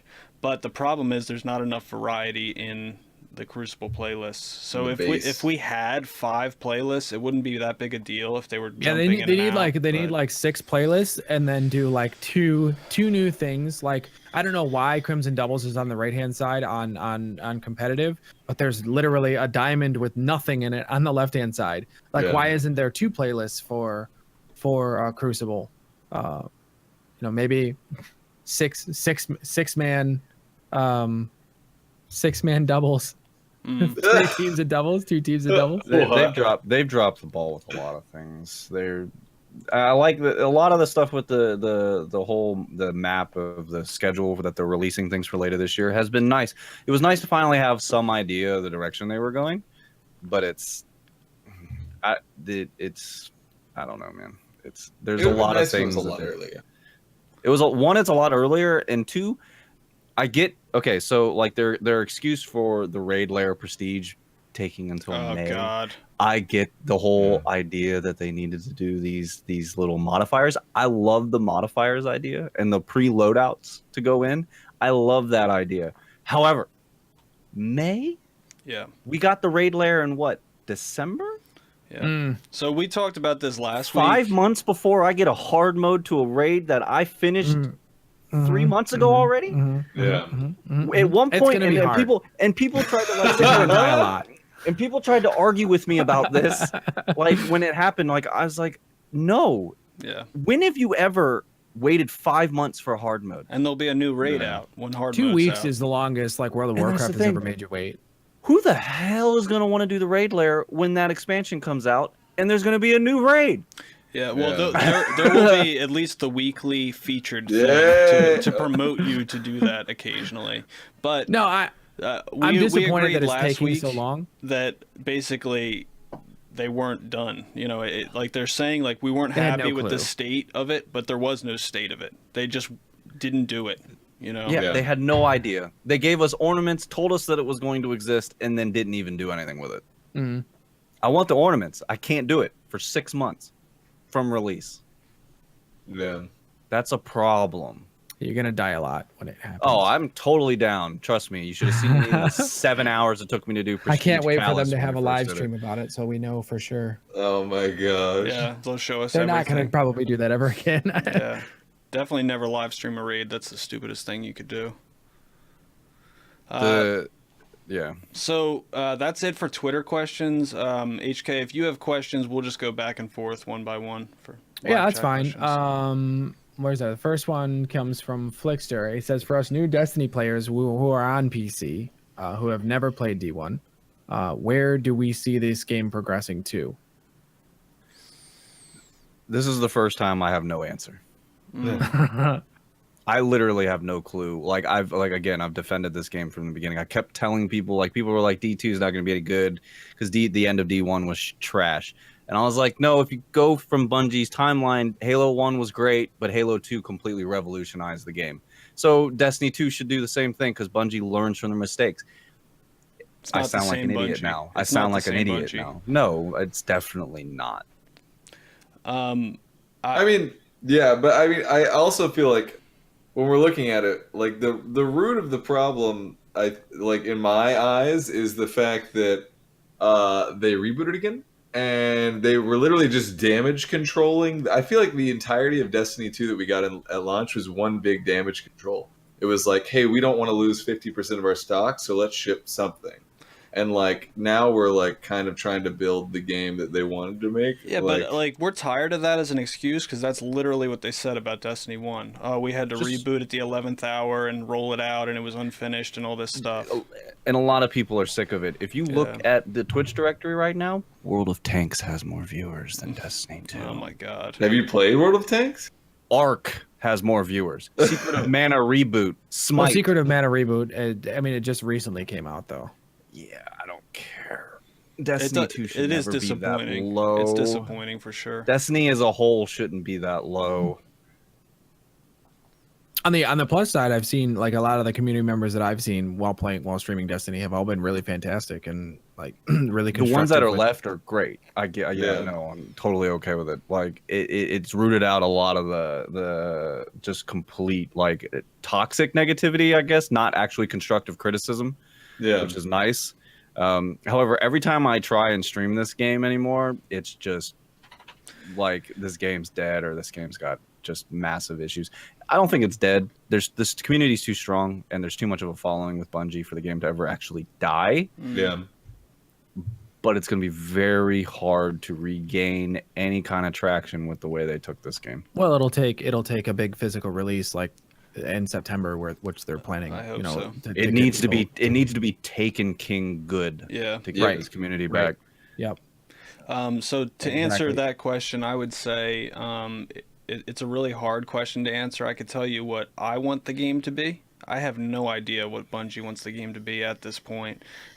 6 months ago, I could have told you what I think their philosophy is, but I think they're just scrambling at this point to try and make people happy. So I hope they have some tricks up their sleeve that are going to surprise us, but it seems like most of the things that they announce, you can just assume the most minimal thing possible, and it's going to be pretty close. I hope that the DLC has some surprises planned, because when they say things like, oh, we have this thing planned, Masterworks, for players who want more of a grind. Basically, when you were looking at that, you could have just said, okay, so it'll be some minimal stat increases, some little bit of RNG. I don't like we didn't have to grind for the mods. If you had the Yeah. armor, you had the mods. Yeah. As soon as I realized that, I was like, wait a minute, I have these mods already? Mhm. And then I was like, so I don't have to literally do anything at all. And the mods Because I already change had all nothing the about gameplay either, so No, only in the raid. right. Because now actually it has changed the way I play the raid a little bit because I run Golden Gun the entire time. Well, you can't because otherwise you'll get bugged out. I mean, so you did have to have you had to have Callus tokens at least to apply those. I mean, I know Yeah. you guys probably have like thousands of Callus tokens, but I think what they were trying to avoid with that was people saying, "I've already run this raid 100 times, and you're telling me I have to run it more to get these mods." So I'm not saying like it was a good solution, but that was probably their thought process on that. What I'd like to see to try to answer that question, I mean, I guess I'll tell you what I'd like to see in this game is because Destiny 1 had this very special like thing about it that was definitely Bungie, and you could, because Bungie has a stamp on their games that they do when they make a game, and you know it's a Bungie game. There's something special about a Bungie game that's done well. Halo 2, Halo 3, Halo, the original Halo. There's something special about those games, and right now, from the perspective we know that Destiny or Bungie still has a lot of extremely talented people there. So I have faith that they're going to pull it off. They do. I mean, just look at how detailed that post by John Wisniewski and how much thought goes into some of the design choices. I would agree. Very talented people. And I just think that like when we get back to that point, hopefully we do get back to that point of the sort of magic that you get with a Bungie game that's done right, versus whatever we're playing right now, I guess is the best way to say it. But you know, I still enjoy the game because there is still something there. There's the spark there, but the Guardian has passed on. But the spark is still there, though. The spark is still there. It shows up in gameplay. It shows up in gunplay. It shows up, you know, it's that Destiny magic that I'm talking about.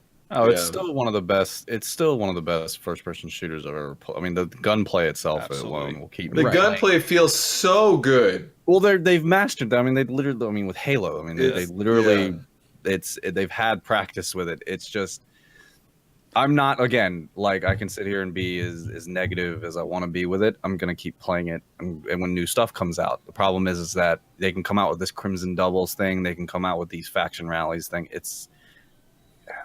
I'm not going to play any of that. Like, I need new actual end game stuff to want to play. There is no end game to this. There is no, I have everything that's worth having, basically, is what I'm saying. Well, and the story is also disconnected right now. As far as we know, we don't know what the heck Callus is. We don't know why we're there. We don't. Yeah. I mean, we know why we're there, right? He's trying to destroy planets, but do we know what do we still know what the darkness is? Do we know? No.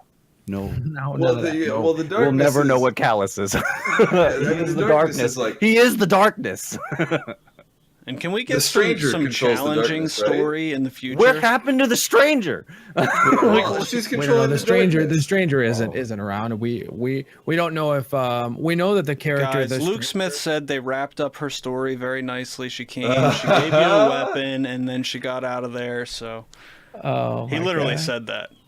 Yeah, that was way to go, dog. Yeah. Oh my no. So, next question. Captain Planet says, "What made you guys pick up Destiny in the very beginning?" Wow, I'd skip Dark Sword's questions too. Good job. Well, Dark Sword, I feel like he was trolling me with that question. Oh yeah, absolutely. So that's why I skipped it. There's nothing personal against him. It is. But so, what made me pick it up? I mean, same thing as a lot of people. I've been a huge Bungie fan. I like MMORPGs, and I was hoping that it would be like a perfect blend between the two, where I could play an MMORPG and also have some awesome PvP elements and great gunplay. Pretty simple. That's pretty much it.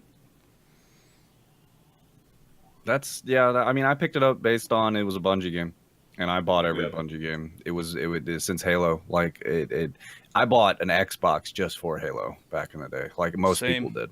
It was literally the reason why you own an Xbox. It's the only game I owned on Xbox. Everything else was on PlayStation for me. So, because I was a PlayStation fanboy at the time because of Final Fantasy and stuff like that. But the game itself was a first-person shooter, and I was into WoW.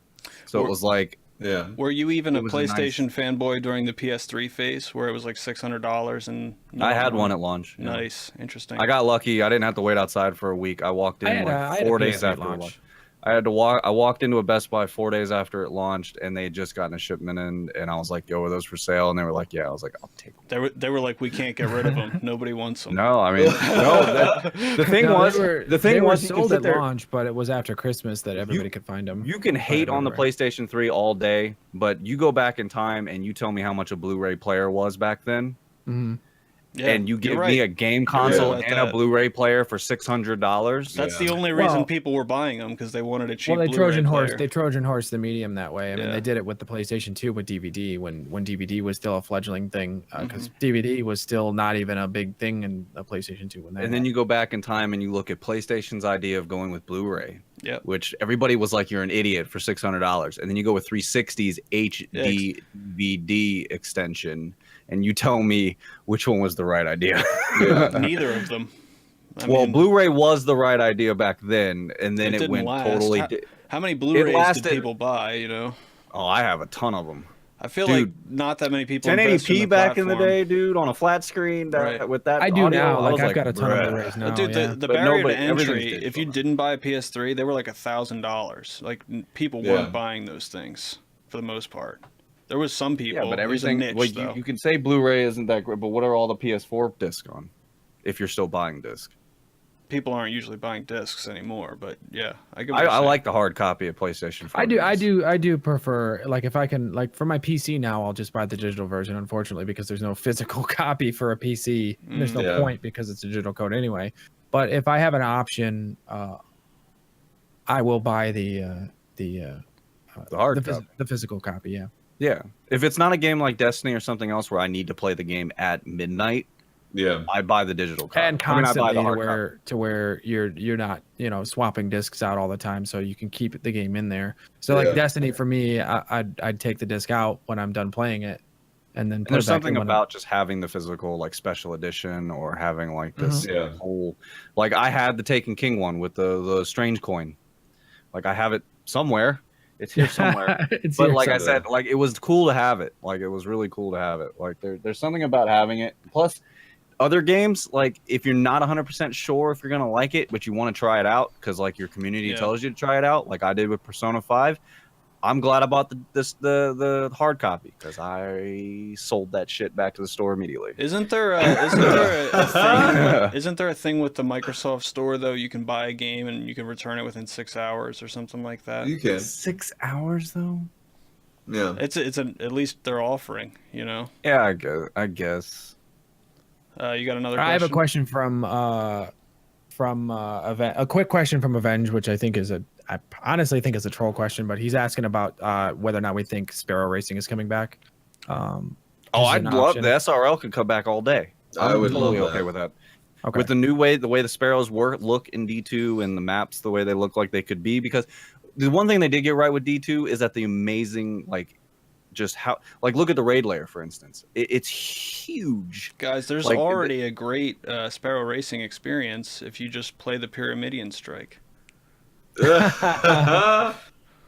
Nobody my wants to God. play that shit. I do have a bigger question though, because I think that they can easily add that. Well, easily for us. It's Yeah, it's extremely so difficult easy. for them. Let me come in and show you guys how it's done. Fall Oh, of my God. 2022. We don't It- know they're when go- that's coming. They're gonna bring it back. It's another. I mean, like, as much as they've taken heat for Eris and the whole Eververse thing, them bringing in a SRL and like 50 new Sparrows or 20 new Sparrows that you can either acquire or buy. I'd like the system where they had in D1 to where you could like pick your mod on your Sparrow. Your Sparrow is your Sparrow, and then you could, like, the mods were like additional to it, like the way that it was in Destiny 1. But Yeah. I do have comes from Gall TV, asks a broad question, but do you think that people are being too critical of Bungie and Destiny 2 in general?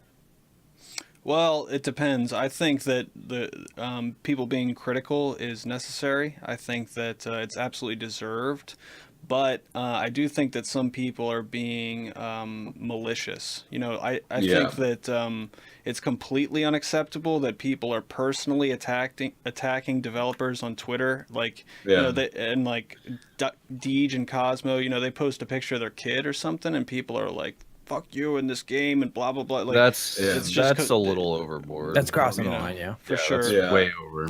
I mean, even as like the little stuff being overboard is like a ton of like anytime like people who have like put Destiny aside, like come back to play Destiny, and they're like, oh, I want to play Destiny today, and they turn on their Twitch stream, and then their chat is like, oh, you're playing this Destiny, fucking dead game. It's like, stop fucking harassing me. Let me play what I want. I'll be honest with you though, Huffy, that's not unique to Destiny 2. That was going on for 3 years in Destiny. Every In YouTube Destiny. video, Yeah. every streamer got those questions. It's just been this ongoing thing. It's a lot of Twitch, to be Yeah. honest with you, because Yeah. when I used to main Destiny in the back in the day, and then I mained Borderlands. If I played anything other than Borderlands, that's the first question I got. Mm-hmm. Why Yeah. are you playing this? Why aren't you playing this? Or if I went from like there was a big thing between Borderlands 2 and Destiny back in the day. I don't know what it was, but if I was maining Borderlands and my entire community wanted to see Borderlands and I got on Destiny, the hate you would immediately get was like, why are you guys so angry? Like I'm just playing a game. The criticism is 100% warranted. The maliciousness game, is towards the game, not towards the developers. Like, let's be 100% real here. Bungie is also doing what Activision's telling them to do. So Activision has a lot to do with this. Bungie's effing up on the reg. Don't get me wrong. They're doing it to themselves as well. But they're all like, I don't see Bungie being 100% responsible for like the Eris fallout and all the Eververse crap. Like, I don't get me wrong, they want to make money too, and I don't blame them. Like, you're into this to make money. Like, you didn't create this game to just be dead broke and live in a trailer somewhere. That's not why you made this game. Like, you made this game to make money. The problem is that the way they implemented everything was wrong. The way they lied to us about certain things was wrong, especially the experience thing. Which, at the end of the day, if they'd just been truthful, nobody would have cared. Like, okay, big deal. But, like, you lied about it. You lied straight to our faces about it. And you created a game that was centered around social, about being a family. You created this whole family aspect of this game where we're all supposed to be great friends. We are part of the Destiny community. Right. Like, you created this giant freaking community of people that are really passionate about your game because you're Bungie. You've been around since I was in high school. Like, I'm 30, almost 33, and I literally remember playing Halo when I was in 10th, 11th grade. Like, I've been a fanboy of them for years. And then you start doing this crap. Like, you've done nothing but crap. Like, and you start feeding us lies and all this other nonsense. Like, you're getting the criticism because you deserve it towards the game. Like, I don't want people, like, again, I've talked to these, like, on Twitter. I'll message them and be like, hey, you know, like, with their regular everybody else. But the malicious stuff, at the end of the day, it's still just a video game.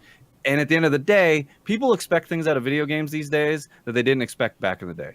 Yeah. I paid $60 for a game. Yes, Destiny 2 has a massive amount of problems, a load of crap that I can't even fit in my room, the amount of problems that this game has. But for $60, the amount of hours that I've poured into it, I got my money's worth. Right. Yeah. If And you there's a look at lot of it, stuff if I you did look right. at it from back in the day, you paid $60 or $50 for a game that you'd be done with in 8 hours. Yeah, for sure. Yeah. And then people are bitching about DLCs for $20. I know. We didn't even have that option back in the day. We finished a game in 8 hours. We'd have to wait 3 years for the sequel. I know this is a business plan that they would never. And then we paid a full $60 for the sequel. I know Exactly. I know this is a business plan they would never consider because it doesn't sell well now, unless you're World of Warcraft. But I've always said I'd be perfectly willing to pay a monthly subscription to Destiny if it would make a regular content cadence. They better come get out. their crap together way before they implement some shit No, like I know, that. I know. I'm just saying. I'm just saying as a concept, like if that made the content cadence release like regular, and a lot more frequent, then I would be perfectly willing to do that because I mean I love this game. I want more of it. But what you were saying about community, I think that's a good segue into Planet's other question. He said, "How did you guys get into being a part of the Destiny community?" I would say that when I started playing Destiny, I started digging into it because I felt like I was missing something.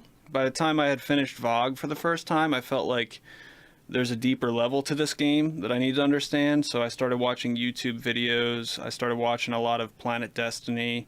And then I started listening to the Planet Destiny podcast, what's now the Destiny Community podcast, on a regular basis, watching a lot of streamers, and it just inspired me eventually to start streaming this game. And I've got a lot of opinions about it, and that's what got me into it.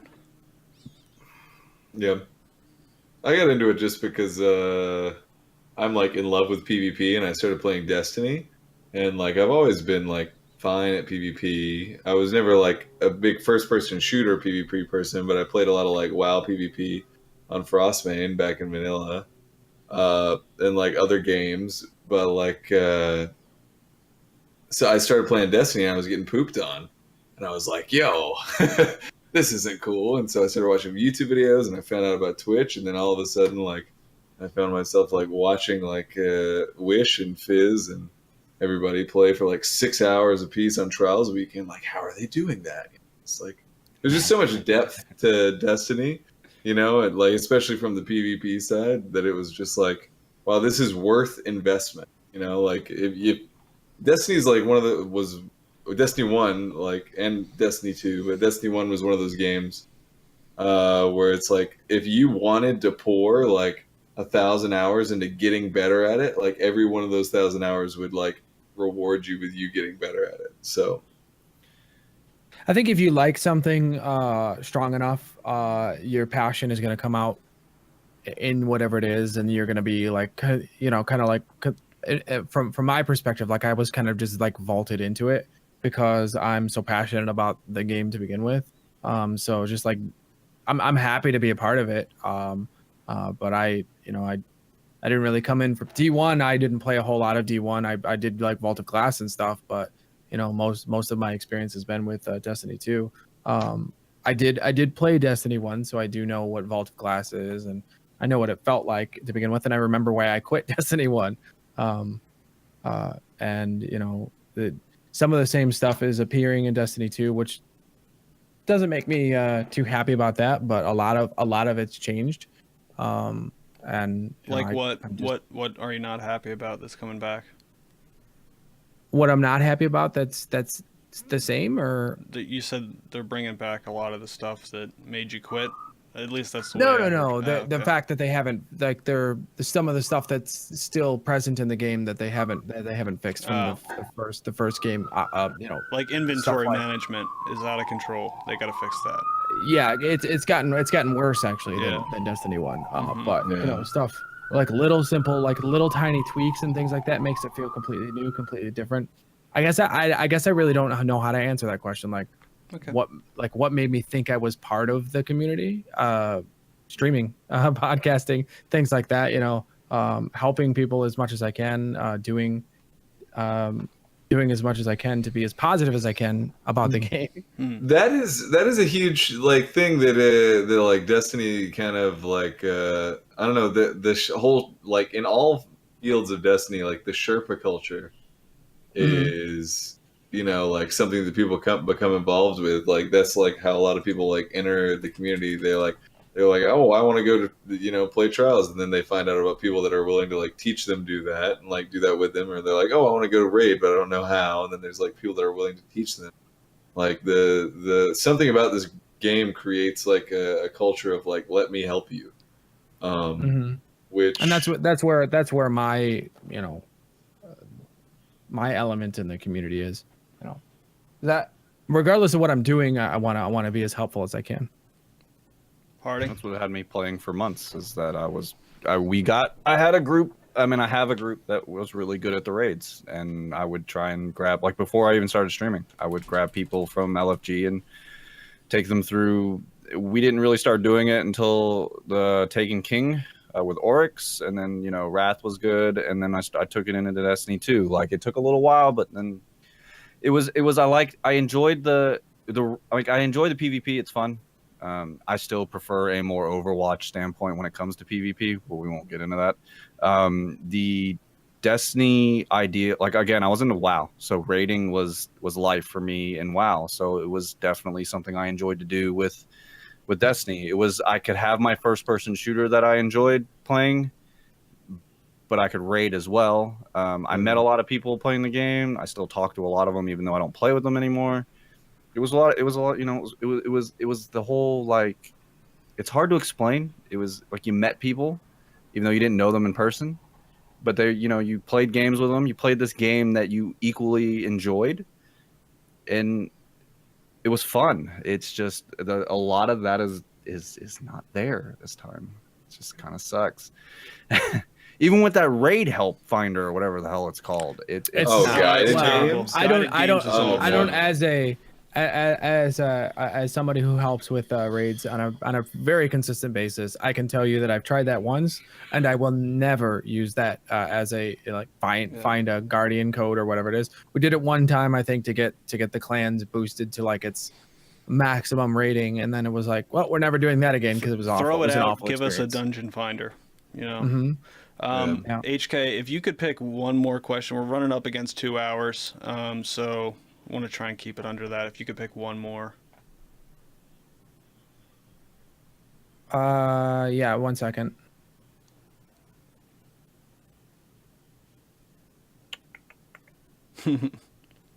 But yeah, I agree with the guided games thing. We talked a little bit about that last week, and I think that the system needs to be completely redone. It's awful. Sitting in orbit is unacceptable, and the system itself is just, the queue times are 45 minutes plus if you're a Well, actually, I seeker. just have a couple like really quick, like All right, rapid fire then.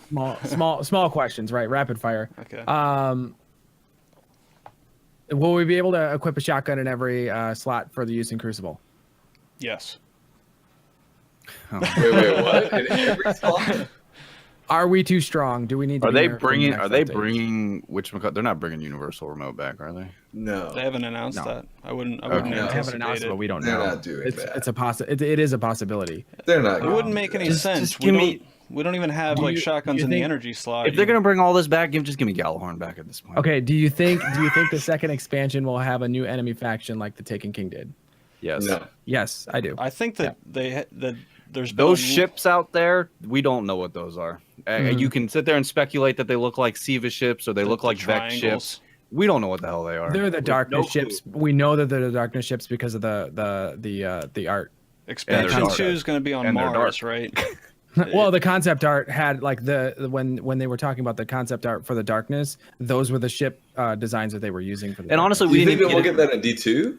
we didn't Well, even I get a don't new think race that in they'll be D1. the darkness, but I think they're going to be a new name. Like Luke already said that we're not going to see the darkness, but we might actually know who they are and what they are and what their intentions This are. is supposed Reddit leaks, but I remember reading recently that the second expansion might have a return of the Siva on Mars. Like, Which is fine. Yeah. We didn't really get a new race in D1. We just got a effed up version of all the races with the Taken. Don't get me wrong, it was like a new race because they completely acted and did everything differently than they normally did. It's going to be something. It has to be something new. Okay, There has to be a new race, or literally, I don't know. But I do like, and trust me when I know it's more of that whole, I don't like the reskins and all that stuff. But the whole, like, if you, again, Bungie has a real good way of like hiding things throughout the game that if Taken? you walk The around Taken? enough, the Taken. You can literally find things as you go. The constant bring up of Oryx's life and sister is crazy to hear constantly as you walk around Titan and around other areas. So if she somehow pops up out of nowhere in one of these expansions as a raid, or the Taken are back, or Oryx's sister is in charge now, my peak of Destiny interest was the whole Oryx timeline. It was like World of Warcraft with the Lich King. It's the same Yeah. thing. Oryx was the Arguably the ultimate. best storyline. It was the best storyline they've ever created. Dude, there's a whole reason I played WoW was to kill Arthas. Literally, I wanted to kill the Yeah. Lich King. Oryx was that big badass that we wanted to go kill. Gaul was a piece of shit. yeah. In Callus, we didn't have any, like, there was no hate towards Callus. Like, we knew nothing about the dude until we got in there. Yeah. Gaul, we didn't like, but he ended up being just some He's a pansy bitch. that we kicked Yeah. his butt at the end of the dang story. Yeah. Yeah. Oryx was a pain in the ass. We hated him. We took out his son on the way there. Even the It was campaign mission to invested. kill him We was were a little invested tough. getting there. Just like with the Lich King. We were invested going after Arthas and everything that he had done leading up to the Ice Crown Citadel.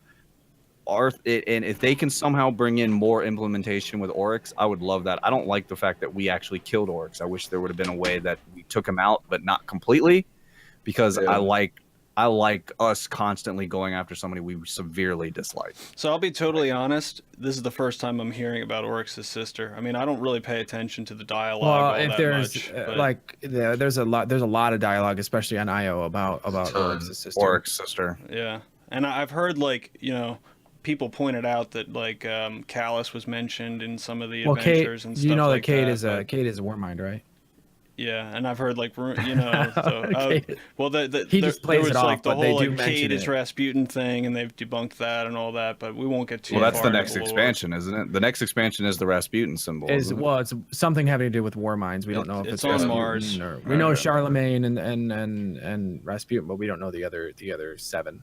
Are we too strong? Do we need to be nerfed in the next update? No, we need more abilities and more Power supers. fantasy. Power I fantasy. need Power more. fantasy. I need change. I need Power I'm not, fantasy. I want ability. Like I want our trees to go back to the way they were. I want to customize the way I want my tree to be, and not just top or bottom. Yeah. Other more than that, cookie no, we don't cutter. need to be nerfed. Have you played before they changed the prestige rate to 300? Did you play that? Yeah. You don't need to be nerfed at all. We need guns that shoot actual marshmallows at the. I would. All the marshmallow shooters. Yeah. I would like that. It'd be More marshmallows, please. Is that all you got? Let me see here. See if there's any more.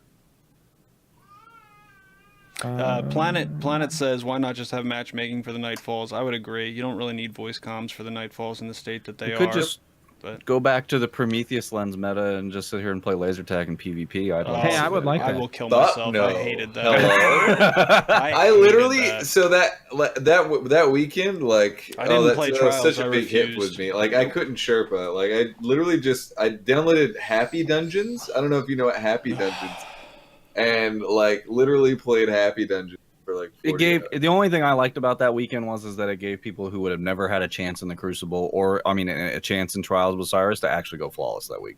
If they got It Yeah, but gave it- people but that had no clue how to play that game. But Yeah. it created it shrinked the skill gap to basically nothing. Yeah. And it made it like Literally I, impossible. nothing. I am 100% kidding. That was the most Yeah. cancerous weekend I've ever seen in my entire life, and it never needs to happen again. But it was still, it was really trolly because even Xur sold the damn thing Yeah. that weekend. So it was. I mean, they The had fact to. that they They did had that, to. they Oh, they they- said well, they they had altered to. that. Yeah. Well, They they said had they to do it. altered what Xur sold specifically because of the problem. Yeah, because they didn't get it fixed in time. Because imagine the people that didn't have that weapon couldn't go in there. Yeah, it wasn't possible. It was like it wasn't even a 1 second kill rate. It was below that, it wasn't was it? point It was three. 0.6. Yeah, it was 0.6 seconds. Well, It was 0.6 without double burn. Right. With double burn, it was 0.3. yeah. That's incredible. I do remember like literally turning a corner and instantly being dead. Yeah. Like just not even a The double second. burn could be just like 2-tap, and then Yeah. you double burn. Yeah, and with honestly with a mouse, it was so easy. You could just like spam Yeah, the the- click. Yeah. And the thing was, you didn't even have to hit your target. You Right. just had to be around it, and the ball would have originally just start Yeah. burning your target. You have anything else? I don't have any other questions. Okay, cool. Guys, it's been an awesome podcast. Again, we need a name. Help us with the name. Leave it in the YouTube comments. We will look at all of those. We're really uncreative people. Really uncreative. We're going to go ahead and do our Twitter handles, shout outs, and stuff like that. I'll give you guys the link to the YouTube as soon as it's up. I'll put it out on Twitter. I'm putting my Twitter link in the chat right now, and I'll put it in the YouTube video as well. Harding, thanks so much for coming on, dude. This has been really entertaining, really awesome. And I Thanks, appreciate everybody. Sorry, from I'm this so community. negative. No, no. No, it was great. Yep. It was So great talking with you. I'm Wrecked. You can find me on Twitch at twitch.tv/wrecked_recked_um. I'm on Twitter at twitter.com/reckedum. And that's it. Anybody else? I'm Go on, huh? HK117. It's HK117 on Twitch. The HK117 on Twitter. I don't know. That's it. Okay. Yo, I'm Huffy. Huffy on Twitch, on Twitter. Wait, Yeah, on Twitter at Huffy on Twitch on That's Twitch not Huffy confusing at all. Live. So it's not confusing. It's Huffy on Twitch, right? Huffy on Twitch or on Twitch. No, Huffy on Twitch on You're Twitter. Huffy on Twitch. On Twitch, Huffy Live. That's Guys, actually. I'll put all these links in the YouTube video. Yeah. Harding, sign off. I'm Harding8 on Twitch, Twitter, because I made the handle before I realized I would start streaming, so didn't put last name on there. But it's mharding8, Twitch, Twitter, Instagram, everything. So it's easy. Fantastic. Thanks, everybody. Bye. Later.